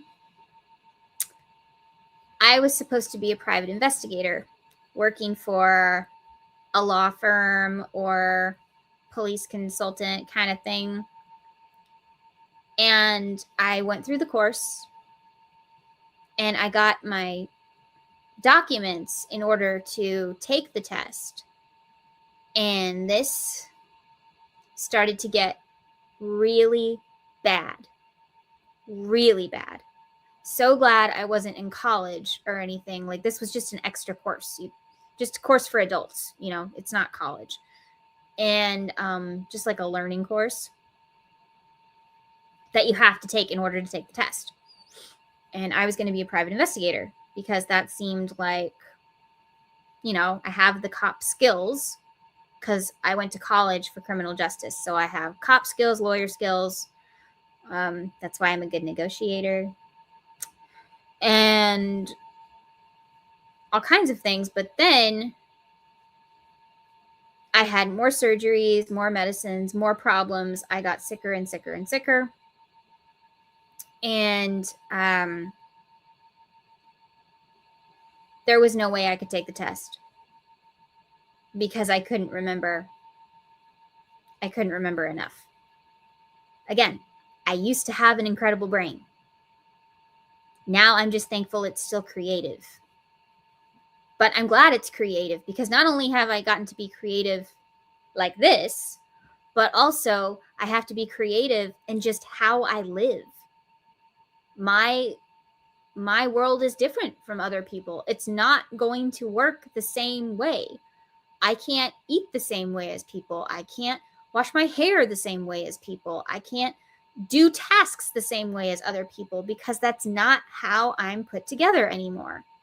So I had to relearn a lot of things, and it's frustrating, but it also makes me really good at being flexible because things change on a dime in my life. So when my projects don't work out, I don't get frustrated. I just go, okay, that didn't work. Let's try something else. And that's what I try to teach all of you. I'm not a teacher. This is not a teaching channel. But what I try to express is the fact that when I say Spoonies can stitch it up too, what I'm really saying is keep adapting, keep experimenting. Just because you don't do it that way doesn't mean it can't be done in some way.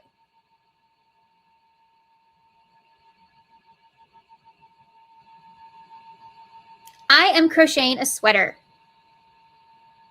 in my favorite color. Do you have a favorite yarn brand? I don't know. I used to, but I just love experimenting with so many different ones.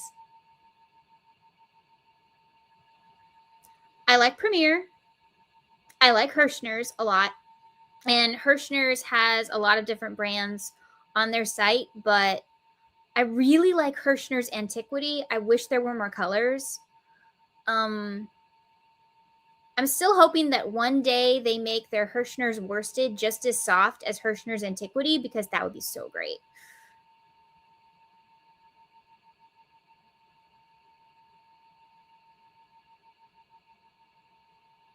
Aw, thanks.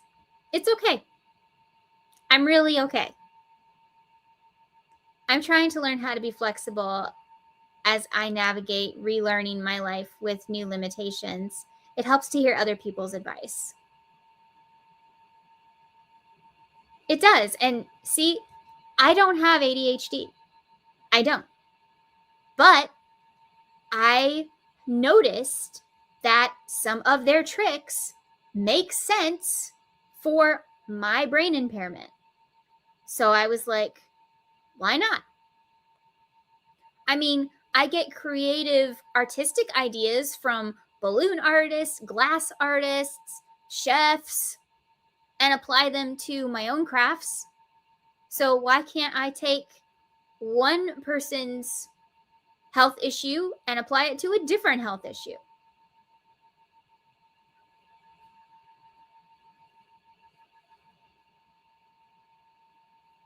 Again, adapt.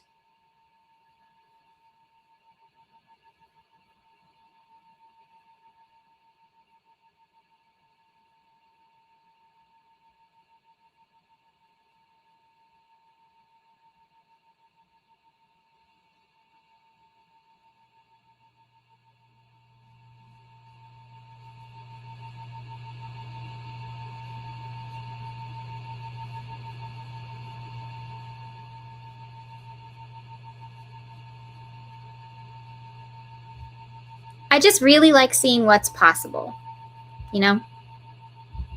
I like going through life instead of tunnel vision or just trying something the same way everybody else does it.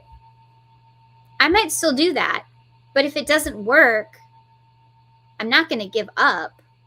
Now, there may be times when it's like, okay, yeah, this really isn't going to work this way, and oh well. But I still want to see if there are other ways. For example, when I got my I-cord maker from Cato, they wanted me to follow these steps and teach you the same steps on how to use the I-cord maker. However, sorry, my nose itches. However, when I was trying to loop the thread through the little like latch hook things, it wasn't staying. I was following their directions. I was doing everything they said, but it wasn't staying. And I was like, what am I doing wrong? I don't understand. So I'm trying to loop them around, and then they get tight and they get tangled. And I went, that's not right. Well, I found somebody, just a random person on YouTube. I don't even think she's got a lot of followers. She said, make an S. Turn the dial this way and then make an S, and you don't even have to put it on the other two, and then just start the machine. And I went, could it really be that simple? And then that's the way I taught you how to do it in the video. Make the S, well, turn the machine, make the S, start the machine, and you're done. Super easy. But she didn't just go with how they did it. She was like, how do I make this simpler?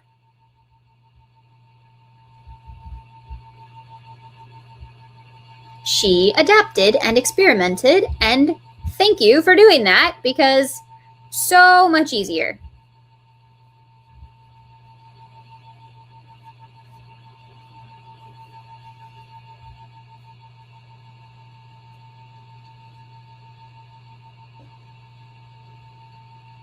That's the other reason that Teresa and I have Back to Basics Boot Camp on our channels. We taught you the exact same things. We both taught you the basics. But Teresa and I are completely different styles of teaching and learning. So you might learn better from another person. That's why we did it together and taught you the exact same things. Maybe your brain works more like Teresa's, or maybe your brain works more like mine.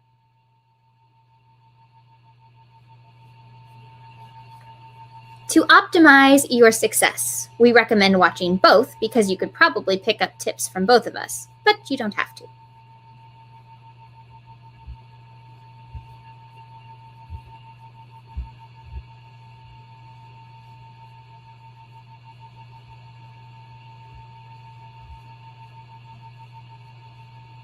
I did actually teach her some things. I was telling Teresa, I was like, did you ever notice how stitches look like shapes? And she goes, what? I said, stitches, they look like shapes. And she's like, I don't get it. And so I pointed out how different stitches look like different shapes: triangles, rectangles, squares, the pi symbol. And she was like, oh my goodness. But see, her brain doesn't work the same way mine does. And so she didn't see it until I showed it to her. And yeah. So instead of thinking of your Spoonie brains as limitations, think of them as creative little experimental pods. They're different than everybody else's brain. And that can actually be your superpower, because no one's going to think exactly like you. And that may actually prove to benefit you in certain situations.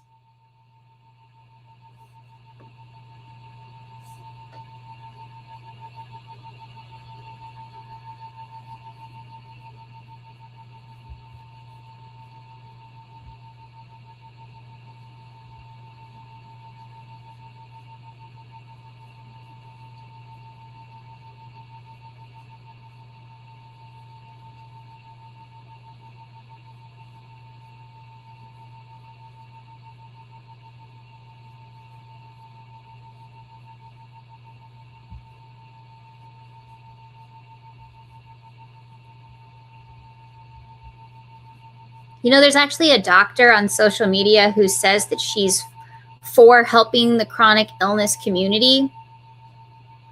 Except here's the problem. No one in her life is chronically ill. And she's not chronically ill. And chronic illness is a big envelope. There's a lot of things that fit in there. So you can't just lump chronic illness as its one thing. Because it's not. It's different how everybody else reacts to it. It's different for everyone. Not everyone's Spoonie issues are going to be the same. They're not going to function the same way. For example, my best friend is a Spoonie. We are not the same kind of Spoonie. We both have issues in the same parts of our bodies, but our bodies don't respond the same way at all. It's crazy.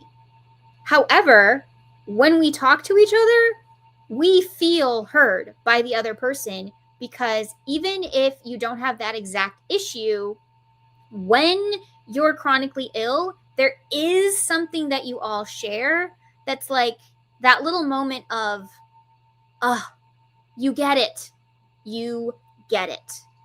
And I think that's more important than a lot of the things that, you know, doctors and non-spoonies will tell you.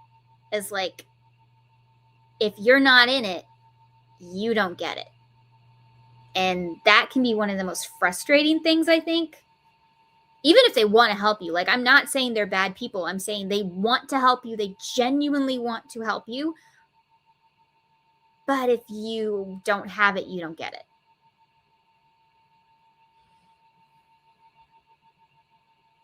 I have to raise the ceiling my own way. So I'm learning how to do things my way, and that's liberating. Yes. Good for you.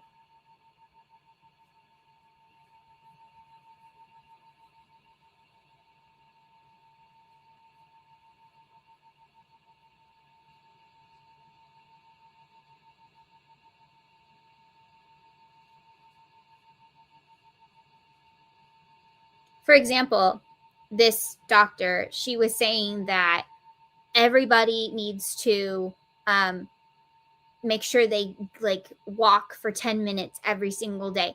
Every Spoonie, you know, needs to make sure that they eat these foods and stuff like that. And it's like, no.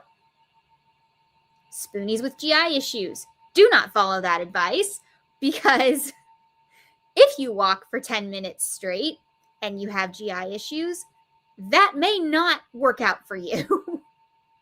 Also, if you eat certain things and you're a Spoonie with the GI world or heck allergies, no, you can't do that.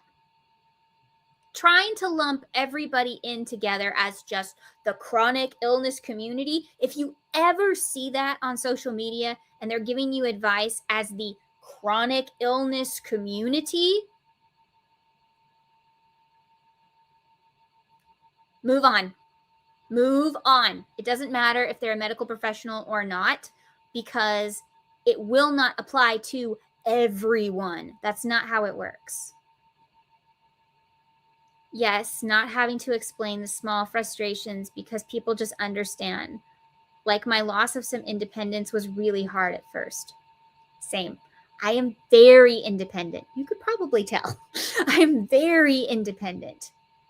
Having to have my parents help me with stuff, having to be in a store and being like, can you grab that for me, to an older person, and they look at you like, because I look like I'm in my 20s. Newsflash, so not. I just look young and sound young. But when I look like that, and then I'm asking someone who looks like they're in their 60s to help me, they look at me like, really? But it's like, I'm sorry, I cannot bend down to get that. Could you please just hand that to me? Thankfully, the heating pad actually does kind of help me, because they see the heating pad and they see it as like a medical device, and they're kind of like, well, something might be wrong here, so okay. That does help. Hey, Sarah. Oof, doctors, sigh. I went to my appointment, my cardiologist, about my new symptoms, and I couldn't explain in detail about the symptoms because brain fog. That is why I have a notebook for when I go to a doctor's office. This is what I want to tell them, because I know I'm not going to remember. I also try to insist my mom goes with me, because she's really good, because she's around me all the time. She's really good at filling in my blanks. Also, in order to go to a doctor's office, I have to be medicated, and the medication does things, and so that just makes things worse, and she's kind of my translator. Hey, Jay. I have a binder and updated questions list. Exactly.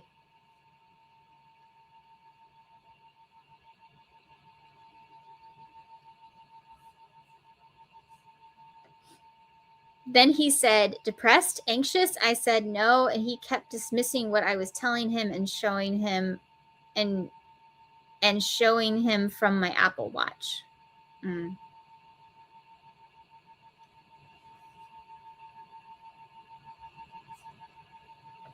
It's frustrating.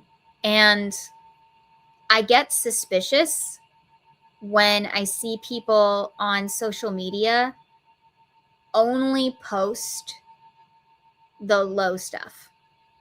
Like, you see Spoonies that are supposedly they're Spoonies. They say chronic illness or something like that, you know, in their bios. And you only see them post the negative stuff. To me, that's suspicious, because it's like, really? You only have bad days? Because to me, that's just, I want attention. And kind of hard for me to take you seriously when you can't see any positives in your life, you know? But you feel about posting about them. I'm not saying people don't have depression. Yes, they do. I had it a long time ago. Then I found the Lord. But I still have anxiety. I still have things. But y'all see me and you go, she is so upbeat. She is so positive. Yeah.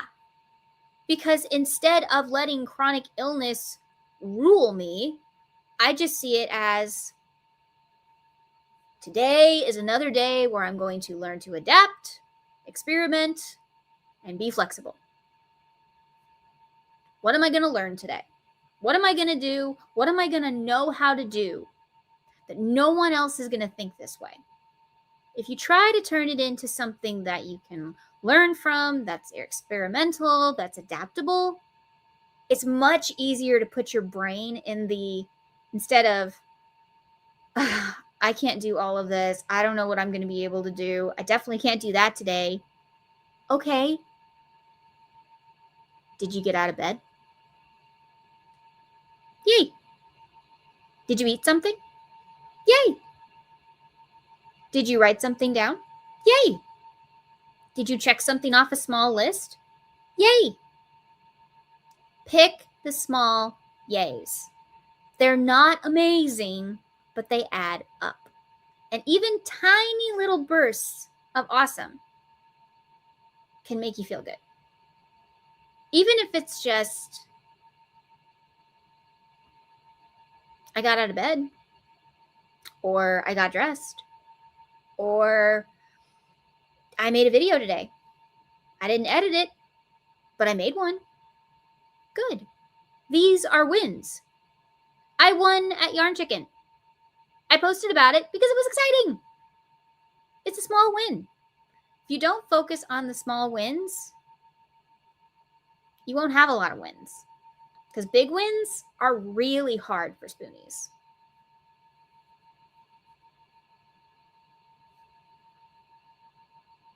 Hi, Jay.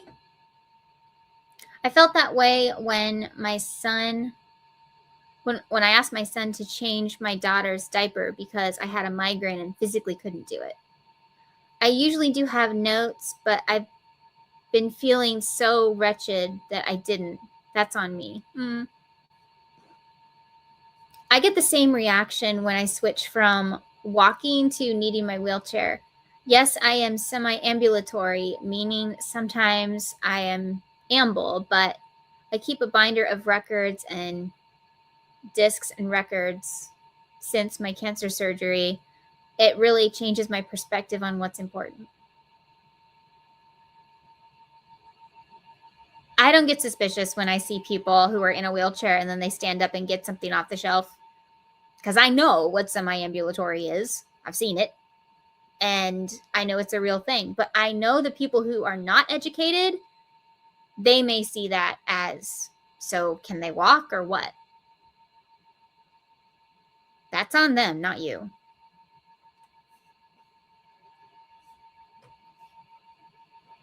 I'm dropping in a thumb and leaving you to play. I have an early morning tomorrow. Good night, everyone. Oh, thanks, Jay. Night.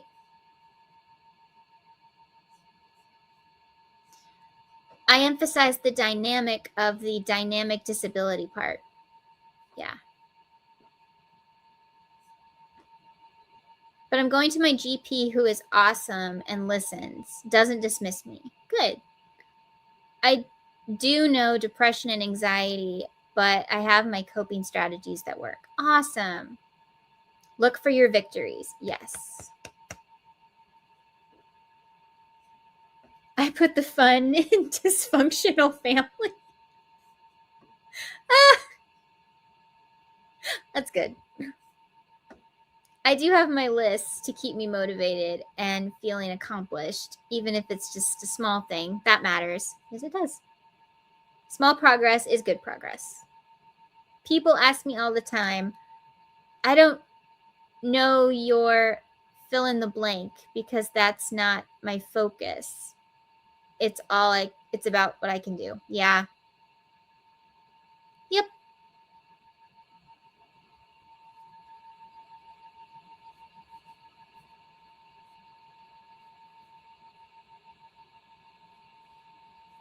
Okay, I don't know if you guys have seen this video. It was so bad. I sent it to my best friend.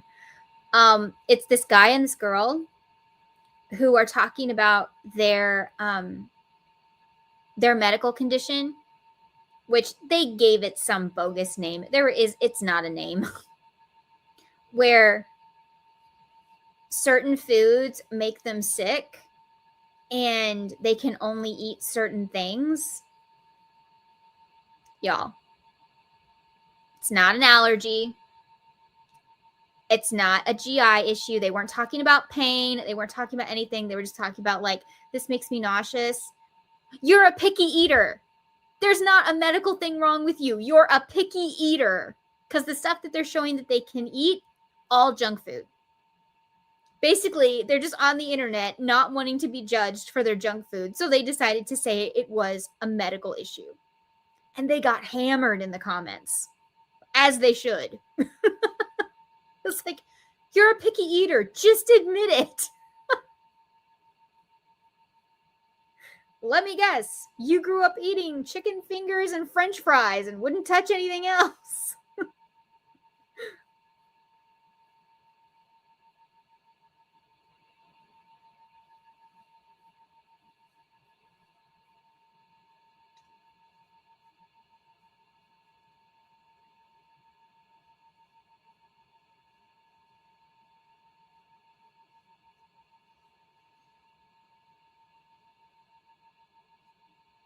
But that's also a problem because the only ones who know they're faking are real Spoonies.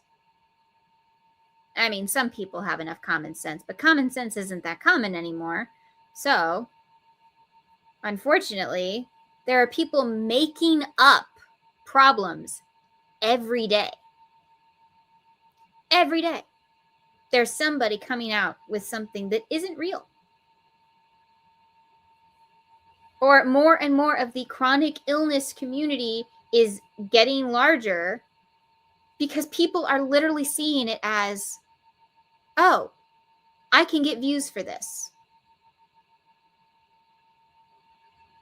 And that's why when they come to my page and I look so upbeat, they're like, you're not really a Spoonie. I got scars. You want to see them? One looks like a shark attack.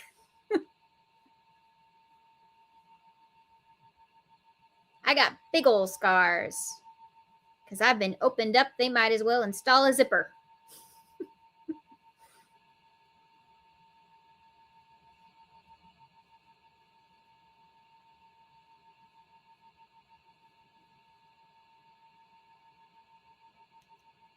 And for the record of being tired of dealing with the constant shift of changes of what you can do isn't depression, it's physical fatigue. Thank you.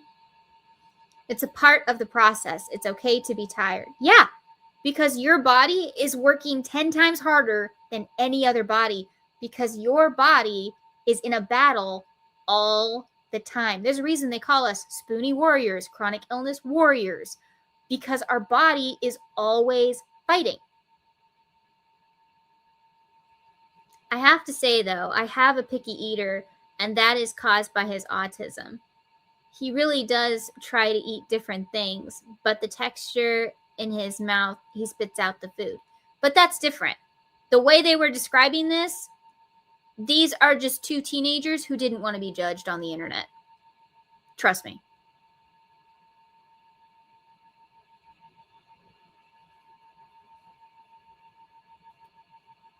A topic I find fascinating is non-tasters. Purely texture-based, our bodies are so strange and mysterious. What kind of zipper? I don't know. Maybe hot pink?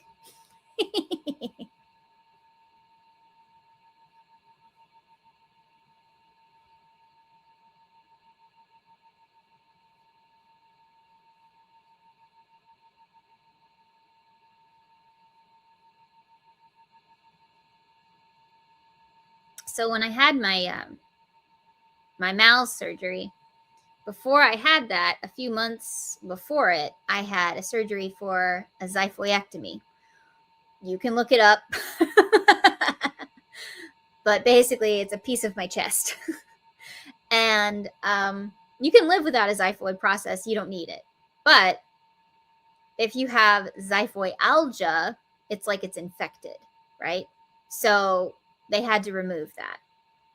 And the surgeon I had, he'd removed over like 3,000 of them.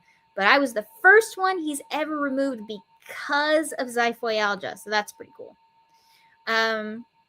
However, during the surgery, behind my xiphoid process was hiding a peritoneal hernia. It was hiding right behind it. So they also had to remove that. And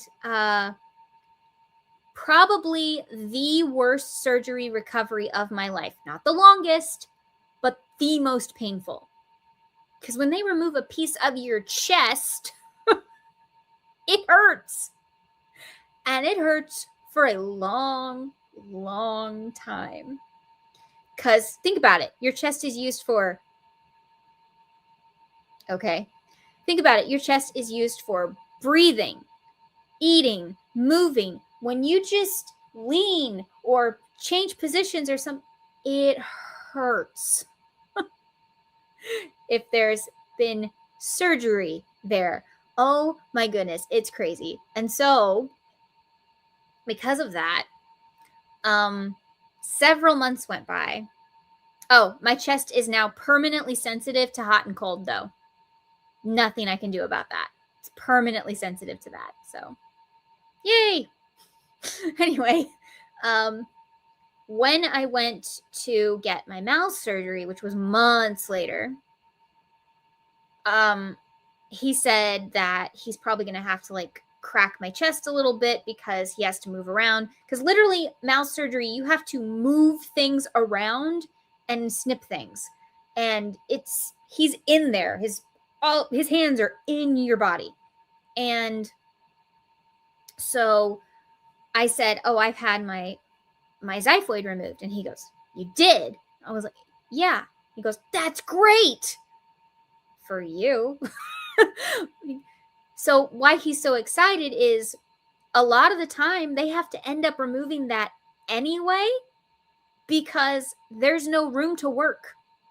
They have to be in your chest and your stomach, and they have to adjust things. And there's not a lot of room in your body. So sometimes they have to remove parts you don't need. But every time you remove a part, that's more scar tissue, more pain. Awful. No wonder these people were like seriously complaining about their surgeries. If you had to have your xiphoid and mouths at the same time, girl, I don't think I'd ever leave the hospital. And so mine had been removed. It had been several months. It's healed. And there's now a big gaping hole in there. He was so happy because he could move around. I was like, well, awesome. So, yeah, I made my doctor very happy. But yeah, the surgery recovery for the xiphoid was 8 months, and the minimum recovery for Mal's surgery is a year. But mine was 3. 3 years to recover from that. So yeah. But I'm grateful because I already went through horrible pain with having the xiphoid removed months earlier. So I didn't have to have that at the same time. So that was wonderful. That was a God thing. Yay. So that was great. But it left the biggest scar. My scar goes from right here all the way down to my belly button. And I have a long torso. Like I said, they had to move things around. But he reused part of my scar from the xiphoid because it's like, oh, I'll just follow this. Let me just tell you, when they reuse your scars, ow. You'd rather have a brand new cut, believe me. But I understand. Maybe he just wanted to make it look nice. I don't know.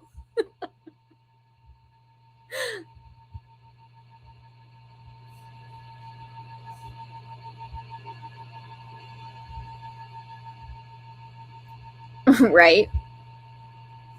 I had the partial thyroidectomy and the side removed and started to go back. Oh my gosh. Does that feel strange? Not having a xiphoid? No. No. Not even. You don't even know. I mean, after you recover. It could have been a lot worse.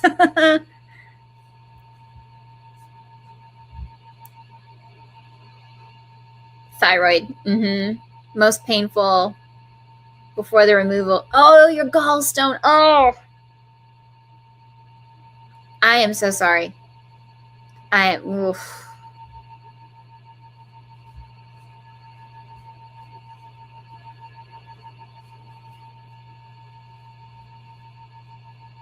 Yeah.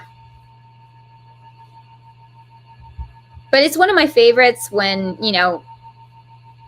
people that you meet out and about, and they're just like, I don't think you're really sick. And what you want to say, but you don't, is, when they say things like, well, you don't look sick. How many of you have gotten that one? You don't look sick. You don't look ignorant, but how would I know?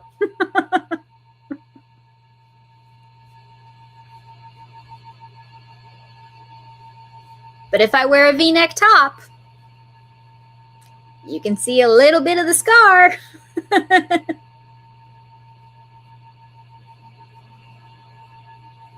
Right? Yeah. Isn't that great?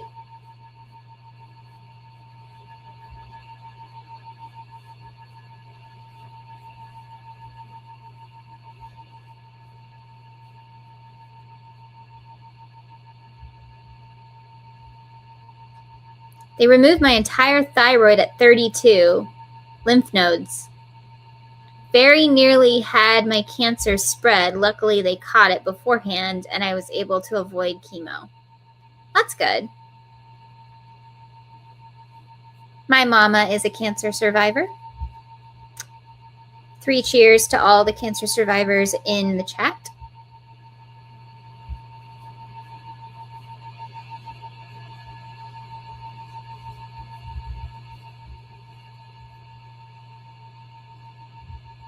I told someone they didn't look stupid, and they opened their mouth. And then they opened their mouth. If I stand, I start swaying like a skyscraper before my legs give out. And then you'll find out if I'm sick or not. Oh, no.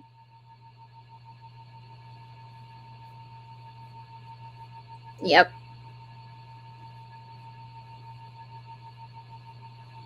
I'll just go down.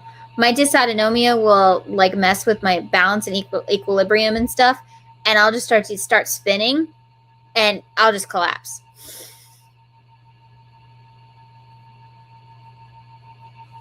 I just always pray it never happens in like a store or a movie theater or something like that. Like if it's gonna happen, please happen at home.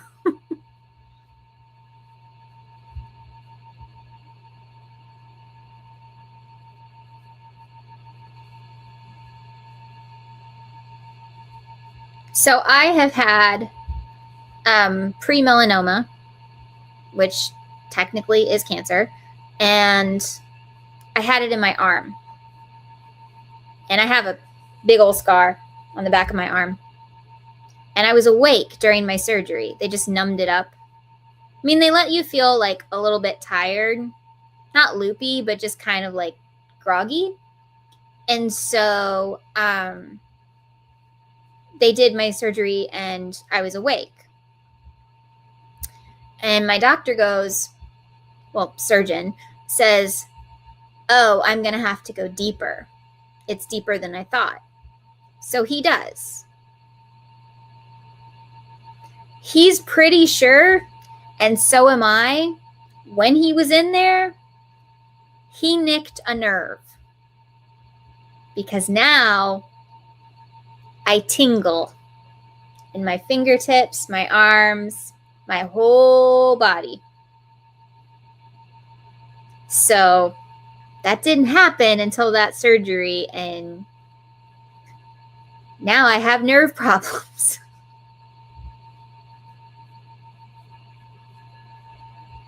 And, people are like, why aren't you angrier? And I just have to think, there's got to be a reason for this. I don't know what it is, but there's got to be a reason that I'm like this.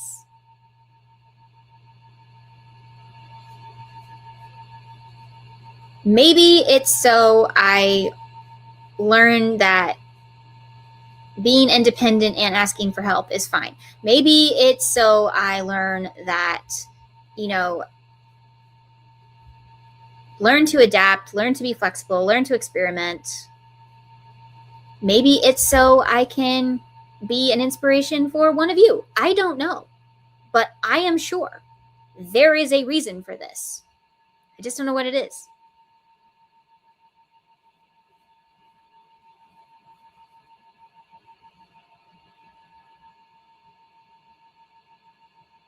I had a CABG triple bypass. Took over a year not to have pain moving my upper body. In there, not a triple bypass, but same girl. Yeah, this was super fun.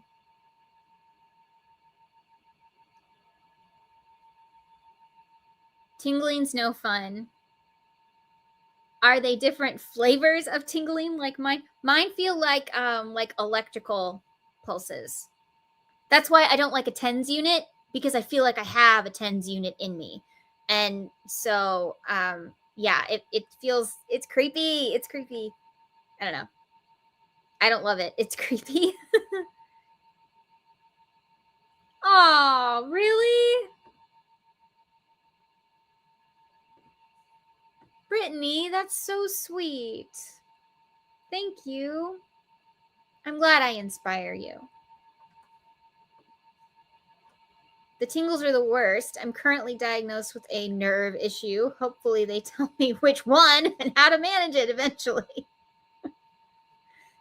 Mine just says neuralgia. Neuralgia and neuropathy. Super vague. Because again, if it just happened during a surgery and he nicked a nerve, that's not really a condition. That's just a, well, I scarred you for life. And not just here. Yep. Pillow against your chest every time you moved. Yes, preach, girl. Same. I have my hospital pillow. I still have it. I still have my hospital pillow.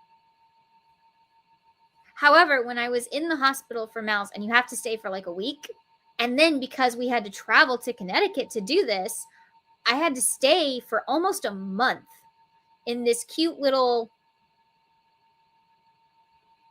I don't know. It was like living in a house, basically. We brought all our stuff with us and we basically lived in Connecticut for almost a month. And because I had to go back for checkups and stuff, and so we couldn't leave Connecticut. That's actually where I got to meet my friend Lemon. She drove all the way from New Jersey to stay with me. Love you, girl. And that is one of the reasons why I spoil her, because if she can drive all the way from New Jersey, I can make her a Haunted Mansion crochet kit.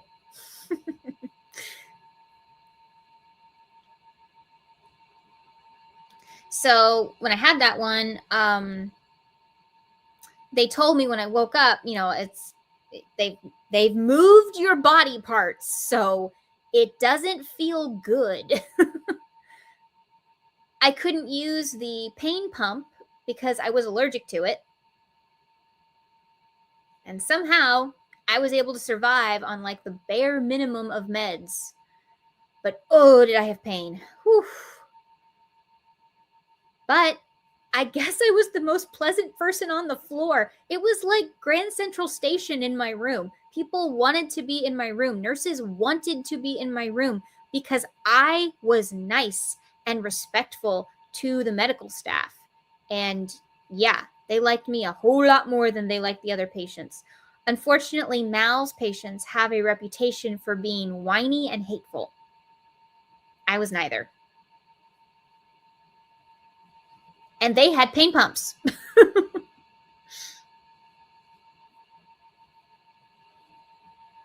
So my nurse was kind of a drill sergeant, but I respected that. I was raised military. It's okay.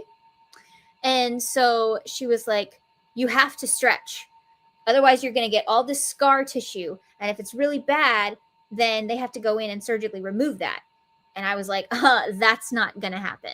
So I was really good at doing my stretches, and I was really good at like making sure that I just kept stretching this. And guess who had minimal scar tissue? Me. Because I'm a good little patient.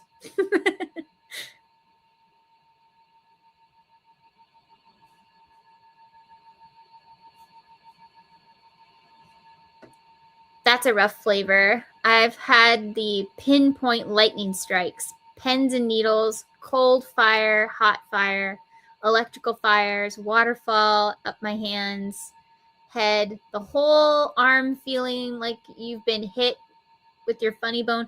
Oh, I hate that one. Yes. Yes, Sarah. The arm one, especially after this surgery, felt like somebody hit a gong and then it vibrates against your arm, but instead of just vibrating, it's pain. Yeah, I hate that one. That was the same when I was in the hospital. I use a pregnancy pillow. It helps me so much. Kept me sane when I had to sleep sitting up. I'm such a side sleeper. It was tough. That's sweet of your friend. Yeah, it was sweet of her, wasn't it? They should have your nerve condition listed as surgical nerve injury if they know it is, right? Look, never be mean to the ones who control your pain meds. You should stitch that on a pillow.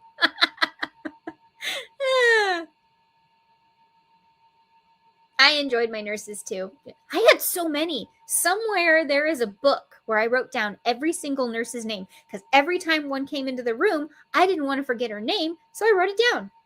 So somewhere I have a whole notebook of all the names.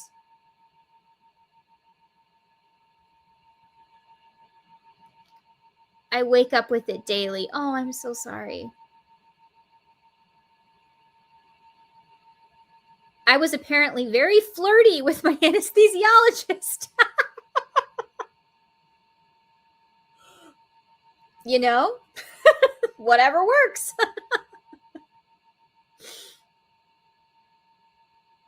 So, okay, I'll tell you guys a really funny story. I think it's funny.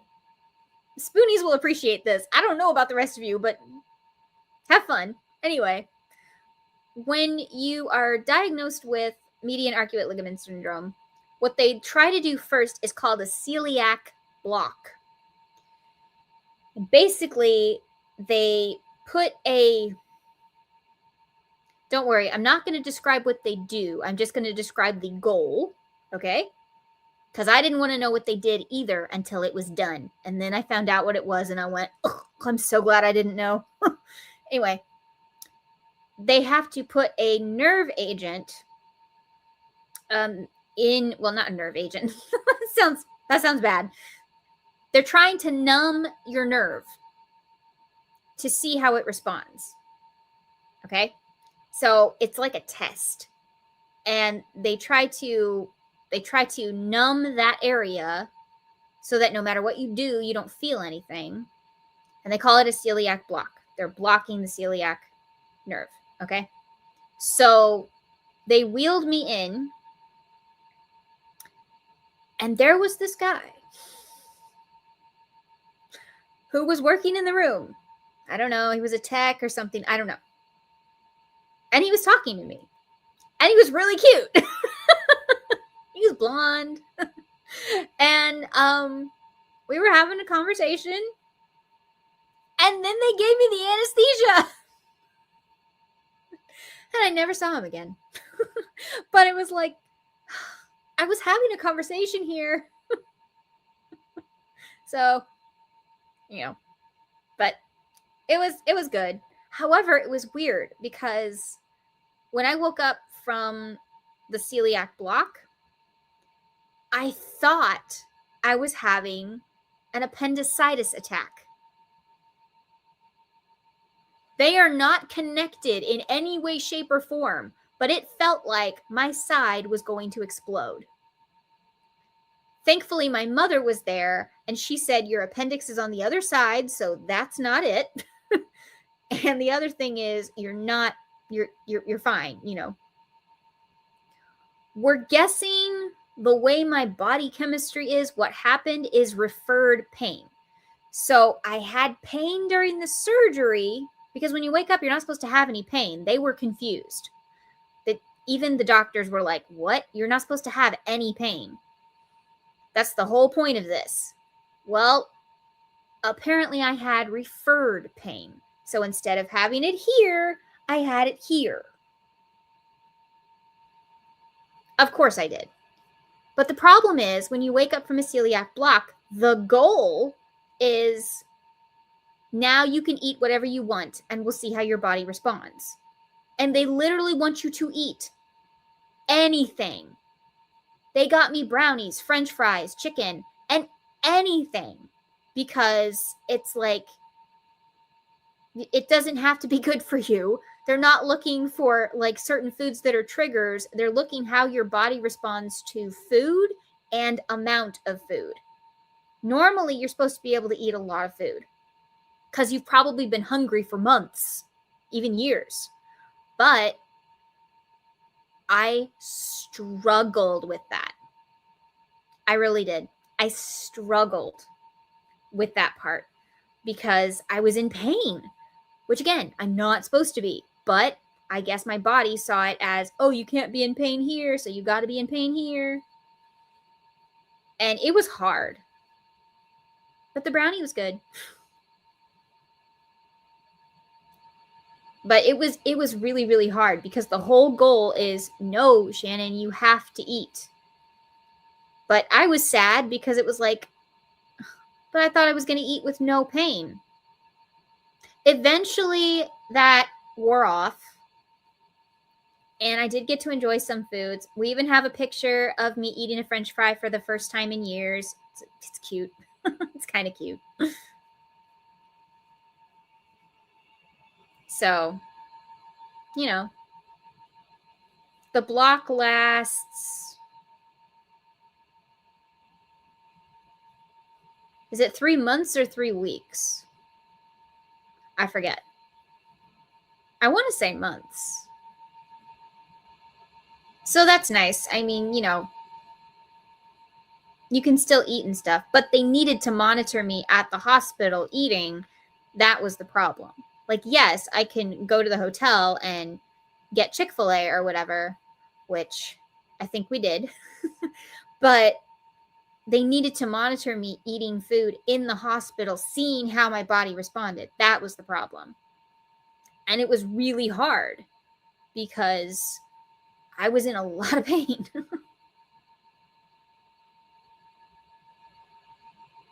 And when you're in enough pain, you know what happens next? Nausea. What do you not want to do when you're nauseous? Eat.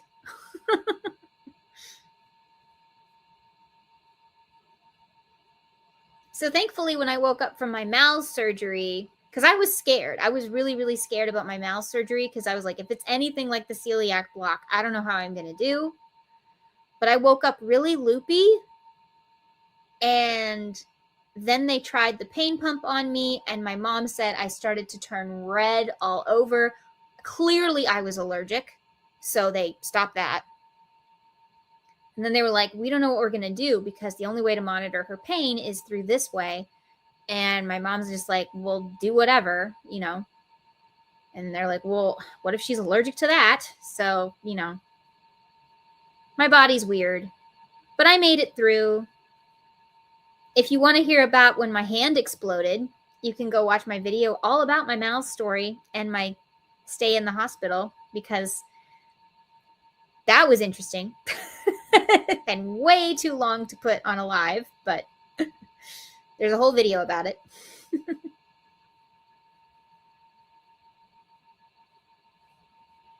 But yeah, for the most part, I would say I'm in pretty good spirits. I know it could be a lot worse, and I don't pretend like I don't have bad days. I don't pretend like this doesn't suck. I'm not going to tell you, you know, like, just think positive. No. Be positive, but be realistic. Try to find one good thing out of your day, minimum. If there was at least one good thing that happened, that's a win.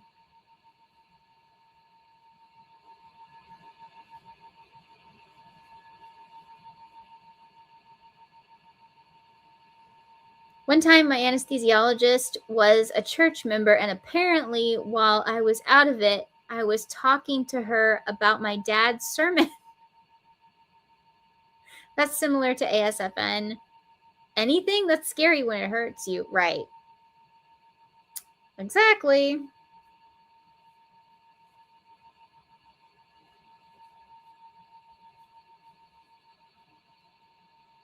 Just to remind everyone, Teresa will be back next week. She is out of town for a funeral this week, so it's just me. And occasionally, it's just me for about a half an hour every third Tuesday, because she has Bible study and she doesn't get back in time. So also there will be another live that's just me this summer. Teresa has to go to, I think, a women's conference or something. So yeah, this is why we had to put everything on my channel, because I'm the only one here. For those of you who don't know, we can't co-stream anymore. It's just gotten too expensive. And Teresa, we can't have it on her channel because I didn't mind if it was on her channel, but the only problem was she's the one that's gone all the time. She's the one that has stuff come up unexpectedly, and I'm the one that optimizes us for replay, and I make all the thumbnails. I do all the links and everything. I do all the setup. I do all the advertising. I do all the event casting. So we chose me.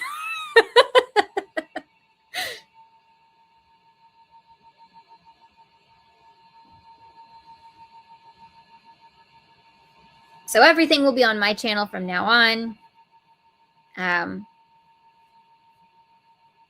But, you know, she is here, and we will send as many people over to her channel as we can. Please keep sharing her videos. Don't just like and comment, but share the videos out. Email them to your friends. Share them on your community posts. The woman is trying to get to 3K, and I want her to get it by the end of the year. So please, please share, share, share, share, share. The algorithm loves when you do that.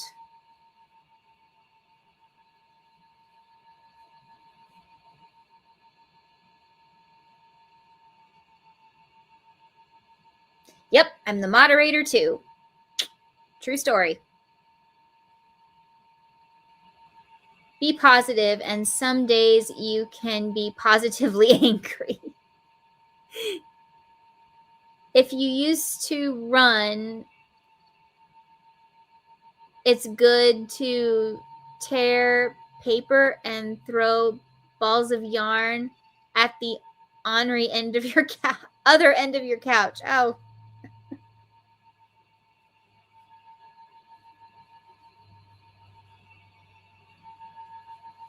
Well, I like the ornery end. What's ornery about it? We don't know its story.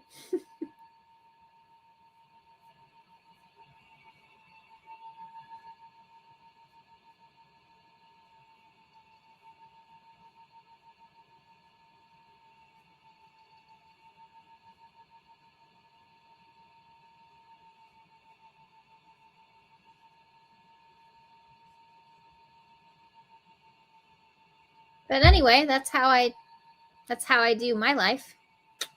So I will tell you that you might start to notice my channel is going a little bit of a different direction, but I think this is going to be good. So some series next year, we may be done with those. Not gift or garbage. Relax. Gift or garbage isn't going anywhere. But some series might fade out. And I kind of want to have a channel that expresses more of who I am and less of, well, this is what I thought I was supposed to do because I'm on YouTube. But I don't know about you. Wouldn't you rather watch someone who's just being authentically them and doing what they love to do? So that's kind of the direction I'm headed. Hopefully you want to join me. If you don't, I'll find my people. But I'm just over here navigating life as a Spoonie who likes to be creative. That's about it. My philosophy in life is pretty much, well, that didn't work. So what are our options?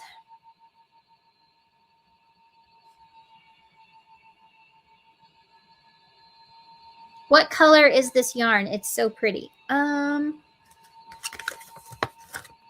It is the I Love This Yarn print.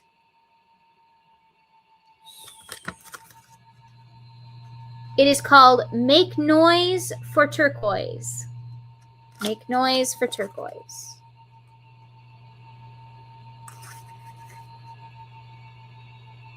And they still make it. This is not one they have discontinued yet. Hopefully they never do.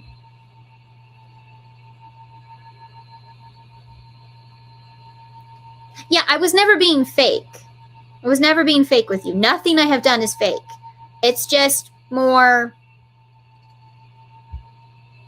this is what I thought I was supposed to do, if that makes sense. Like yarn hauls and tutorials and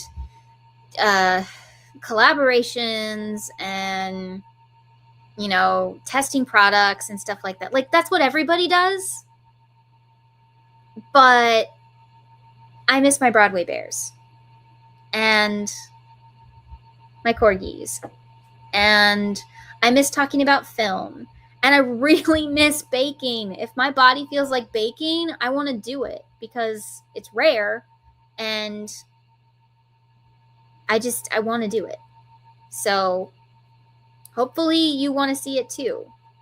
Because when I say I'm a creativity channel, I know YouTube so badly wants to put me in a crochet box. I'm not in a box. I refuse to be in a box. I am not a box. I am about creativity, and not just creative projects, but how I creatively live my life. Because being creative is beneficial if you are a Spoonie, because you adapt and experiment. Keep using the same words over and over again, but that's what I mean.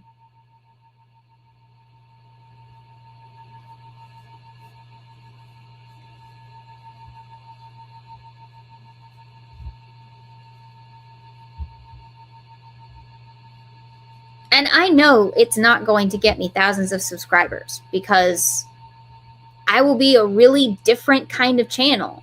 And to me, that's like you either find your people or you don't, you know? So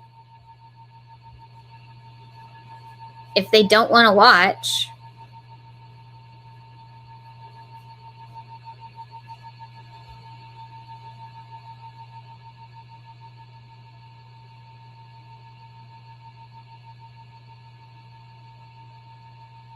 I'd rather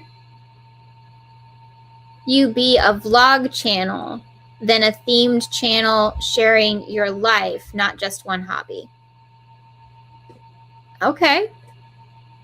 I may have to change the little thing where you have to like pick your category, because right now I'm how-to, but maybe next year it won't be so how-to. Maybe I will be more people and vlogs. I don't know.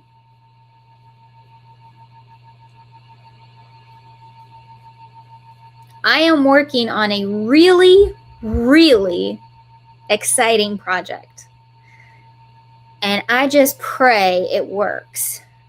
Now, it's going to take trial and error because I am definitely not doing what the typical crocheter would do. Not even a little bit. So I am trying to do something so out of the box. And maybe I'll let my members in on it. We'll see. I don't know. Should I start memberships this year or next year? Let me know.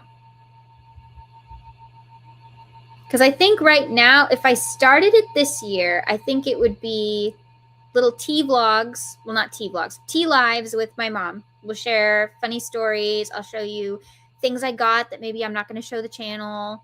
Sneak peeks of my projects and stuff. And it'll be a very like community-based live.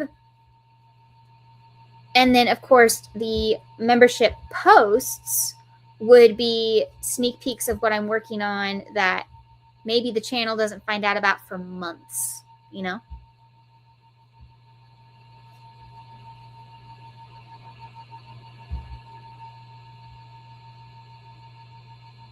You can add categories without removing others that still fit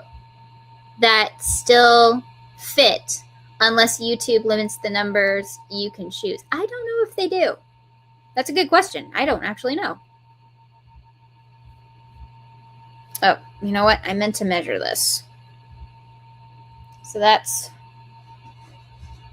that. Let's see if we got to 18 inches yet.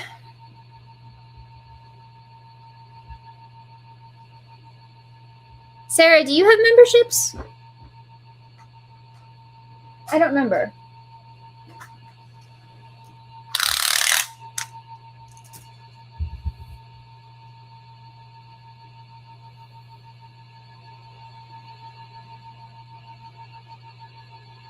Yep, we're good. That should be enough for the back panel. Yay! So that's the back panel. I know, I need to block it, but that's the back panel. So that is 19 and a half.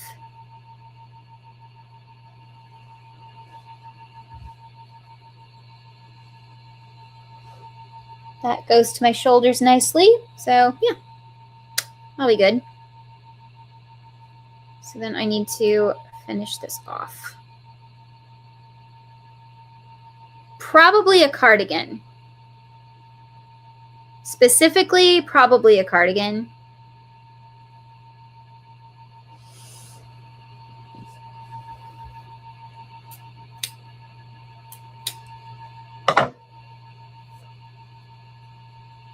I think that's what I want to do.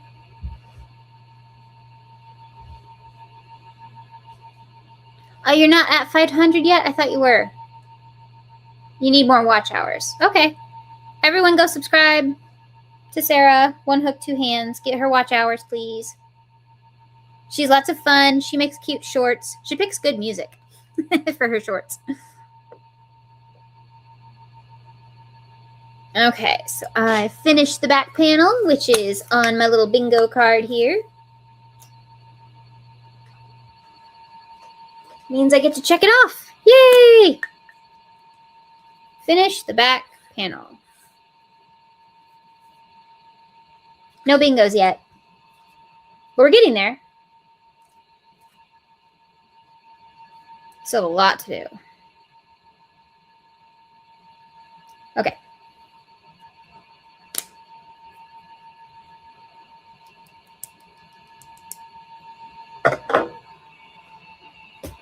So yeah, I think it'll just be, you know, this is the back and then the two front panels and then the sleeves.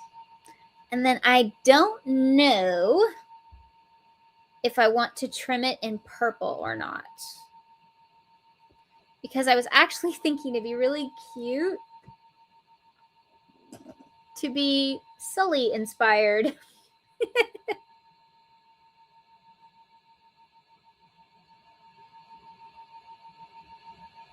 I don't know. Monsters, Inc. is having an anniversary this year. I believe it's 25 years. And it's my favorite Pixar movie of all time, ever. So I thought it might be kind of cute to like make a little slightly inspired, but not costumey. So I can just wear it every day, but it's not costumey, but it's just like a small little nod to Sully. So I might trim it in purple for that reason, but I don't know yet.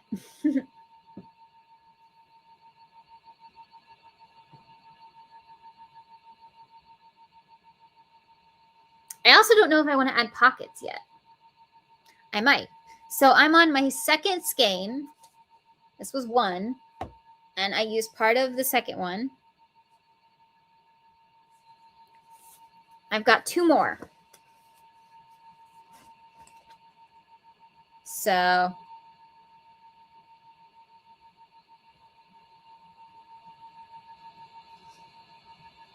you're not that old? What do you mean? You don't remember Monsters, Inc.? Or finding out that it's 25 years old now makes you feel old? Because that's how I felt.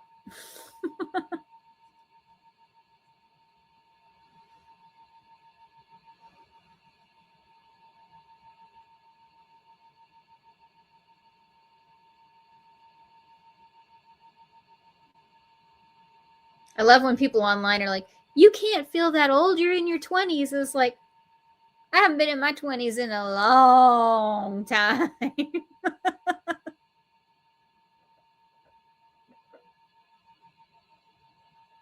Sully isn't allowed to be 25 years old. Well, he is. So I don't know if I really like it. Maybe I'll make something Celia inspired too. That would be fun. She has a lot of fun colors to play with.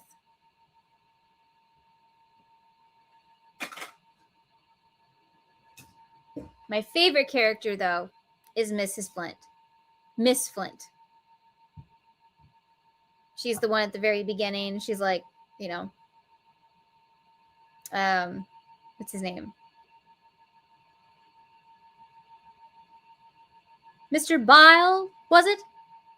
Aha, Mr. Bile. Can you tell me what you did wrong? No, before that. Can anyone tell me Mr. Biles made a mistake?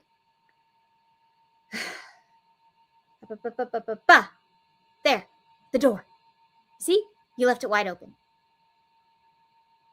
And leaving a door open is the worst thing any monster can do because...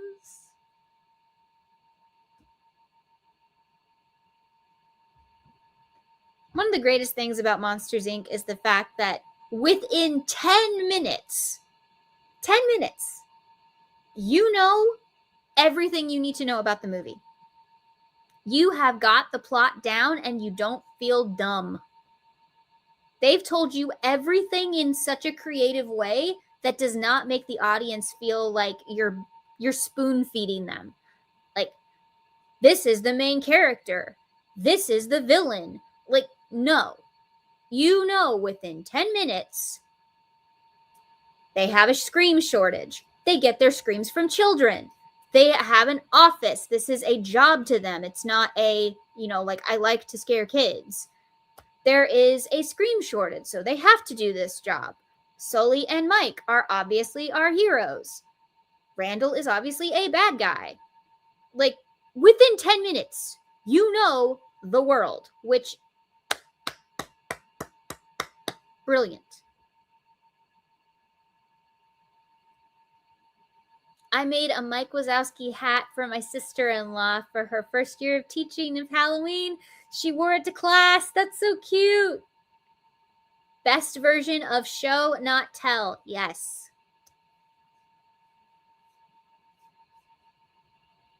I am so old. One of my favorite Disney movies is Sword in the Stone. Brittany, have you seen my Melik adventure where I turned the bats? So the duel in Sword in the Stone? I decided to take my little boop pattern and I was like, what if Merlin and Madame Mim turned themselves into bats?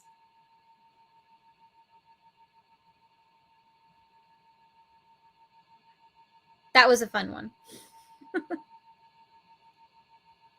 I probably need to change the thumbnail on that one, but it was fun.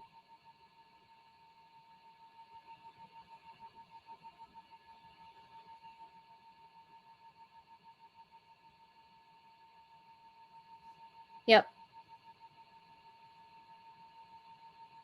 There are 2 Melik adventures I would really like to do this year. I haven't gotten to do any of them. And I literally asked them, I said, can I do one like next year or the end of this year that's like, this is what I plan to do for these? And she said that she thought that would be really funny. So I might do that.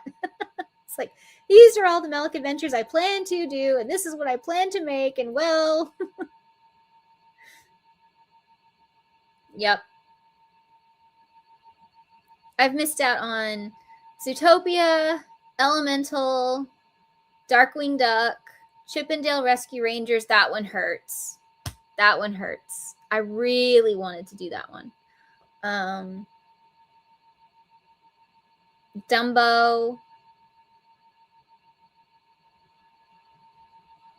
What was the other one?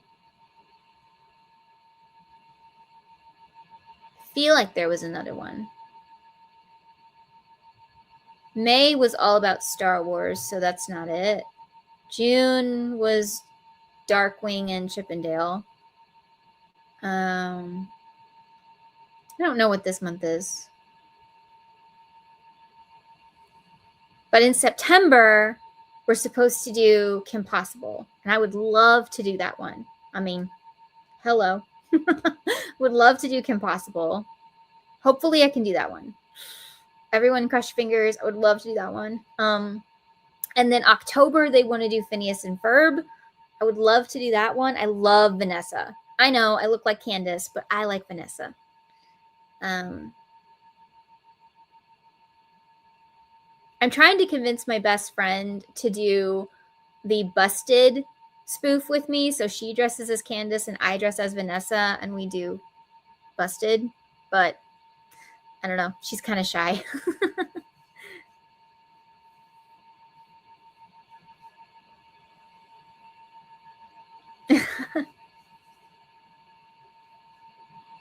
Hey, Wade. What's the sitch?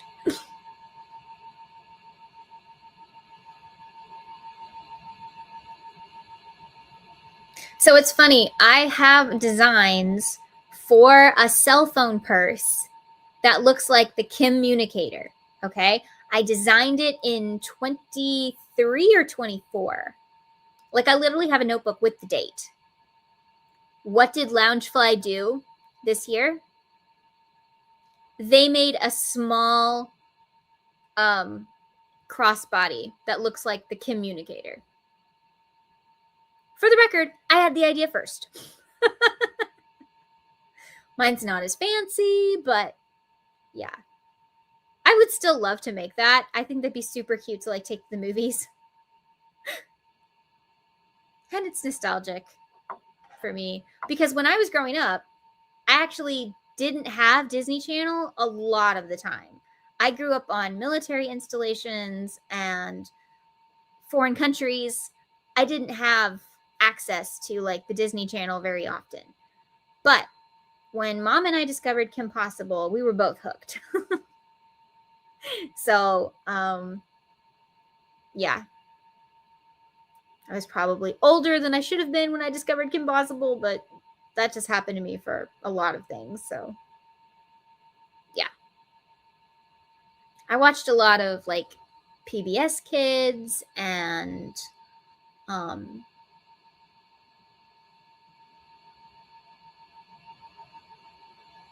we had Nickelodeon, kind of. We had TV Land. And people would send us movies and I'm old, okay? VHS tapes that they recorded off TV of TV shows. So how I saw the show Monk was my uncle, who's amazing. He recorded, we knew that the show was coming out and he was like, we want to see it too. So he recorded all the episodes.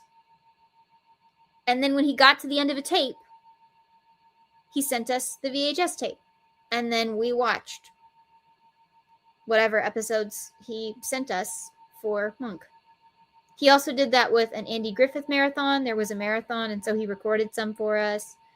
And one of the coolest things that happened was when I was living in Turkey or Israel. I don't remember. One of those two. They decided to do something on the military television. They were like, we're going to have flashback TV.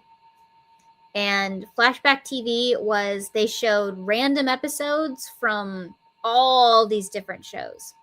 Well, I'd already gotten really familiar with a lot of them because classic 60s and 50s, 70s television was kind of popular for what they would show on military television. So I grew up with Dick Van Dyke, Addams Family, Munsters, all of that.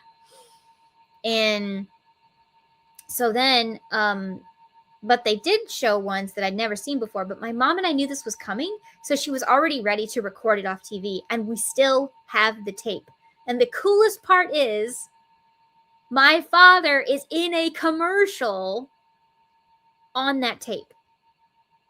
His little military squadron did a like happy holidays kind of little commercial. And he's on the tape. So we can never get rid of it because it's like he was on TV, which was cool. Animated and kid-friendly does not mean adult exclusive. The best written ones have aspects for both, so everyone enjoys watching them together. I'm a huge My Little Pony Friendship is Magic fan. I think that show was not made for kids. I'm not saying that it's not inappropriate. I'm just saying there's so many things that are clearly for adults. They've got references to the A-Team. No little kid is going to know what the A-Team was, except I did when I was younger. But no kid now is going to know what the A-Team is. They might catch the Home Alone references. Maybe. Maybe the Indiana Jones references. Lord of the Rings, probably, yeah. Was there a Harry Potter one? I don't think so. I don't think there was. But I know there was a Lord of the Rings reference. And yeah, but I mean, stuff like that. Kids are not gonna catch on. You know, clearly some of that stuff was made for the older people. And one of my absolute favorite characters ever is Starlight Glimmer. She's very stressed. She's very high strung. But I get it. I love her. I love her when she was a villain, and I love her when she was a hero. I get it. She's awesome. Yeah, my mom and I love Bluey. My dad likes Bluey too. He doesn't want to admit it, but he does. We have Bluey. I have Bluey shirts. I had a Bluey Christmas sweatshirt, if you saw it last year. I have Bluey t-shirts. Somebody took the Bluey characters and related them to Bible verses, which was really cool. It's a small shop on Etsy. I have that shirt. I love it. Two characters in Bluey that I really like are Frisky and Chloe. Is it Chloe? Yeah, Chloe, the Dalmatian. I like the Dalmatian, and then Frisky is... I don't know what breed she is. I wonder if it says anywhere, but yeah. But she is the... Until she got married, she was the, you know, aunt to the little girls.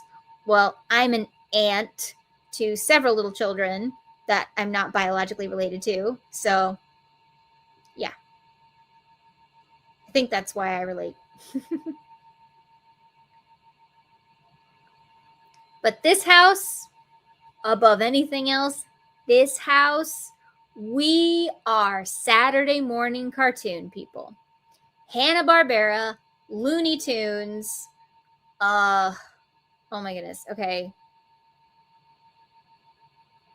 The, you know, Mickey Mouse shorts. I love Stanley. Who remembers Stanley? They don't have that on Disney Plus. They need to. Stanley, PB&J Otter, Roly Poly Oly, Out of the Box. I love all of those. Again, I was older when I saw those, but I don't care. Let me think. Oh, Kraft Brothers. Not Kraft, Krat Brothers. Zaboomafoo. Not the animated thing. That's way, way not anywhere near my generation. But the puppet. Zaboomafoo. And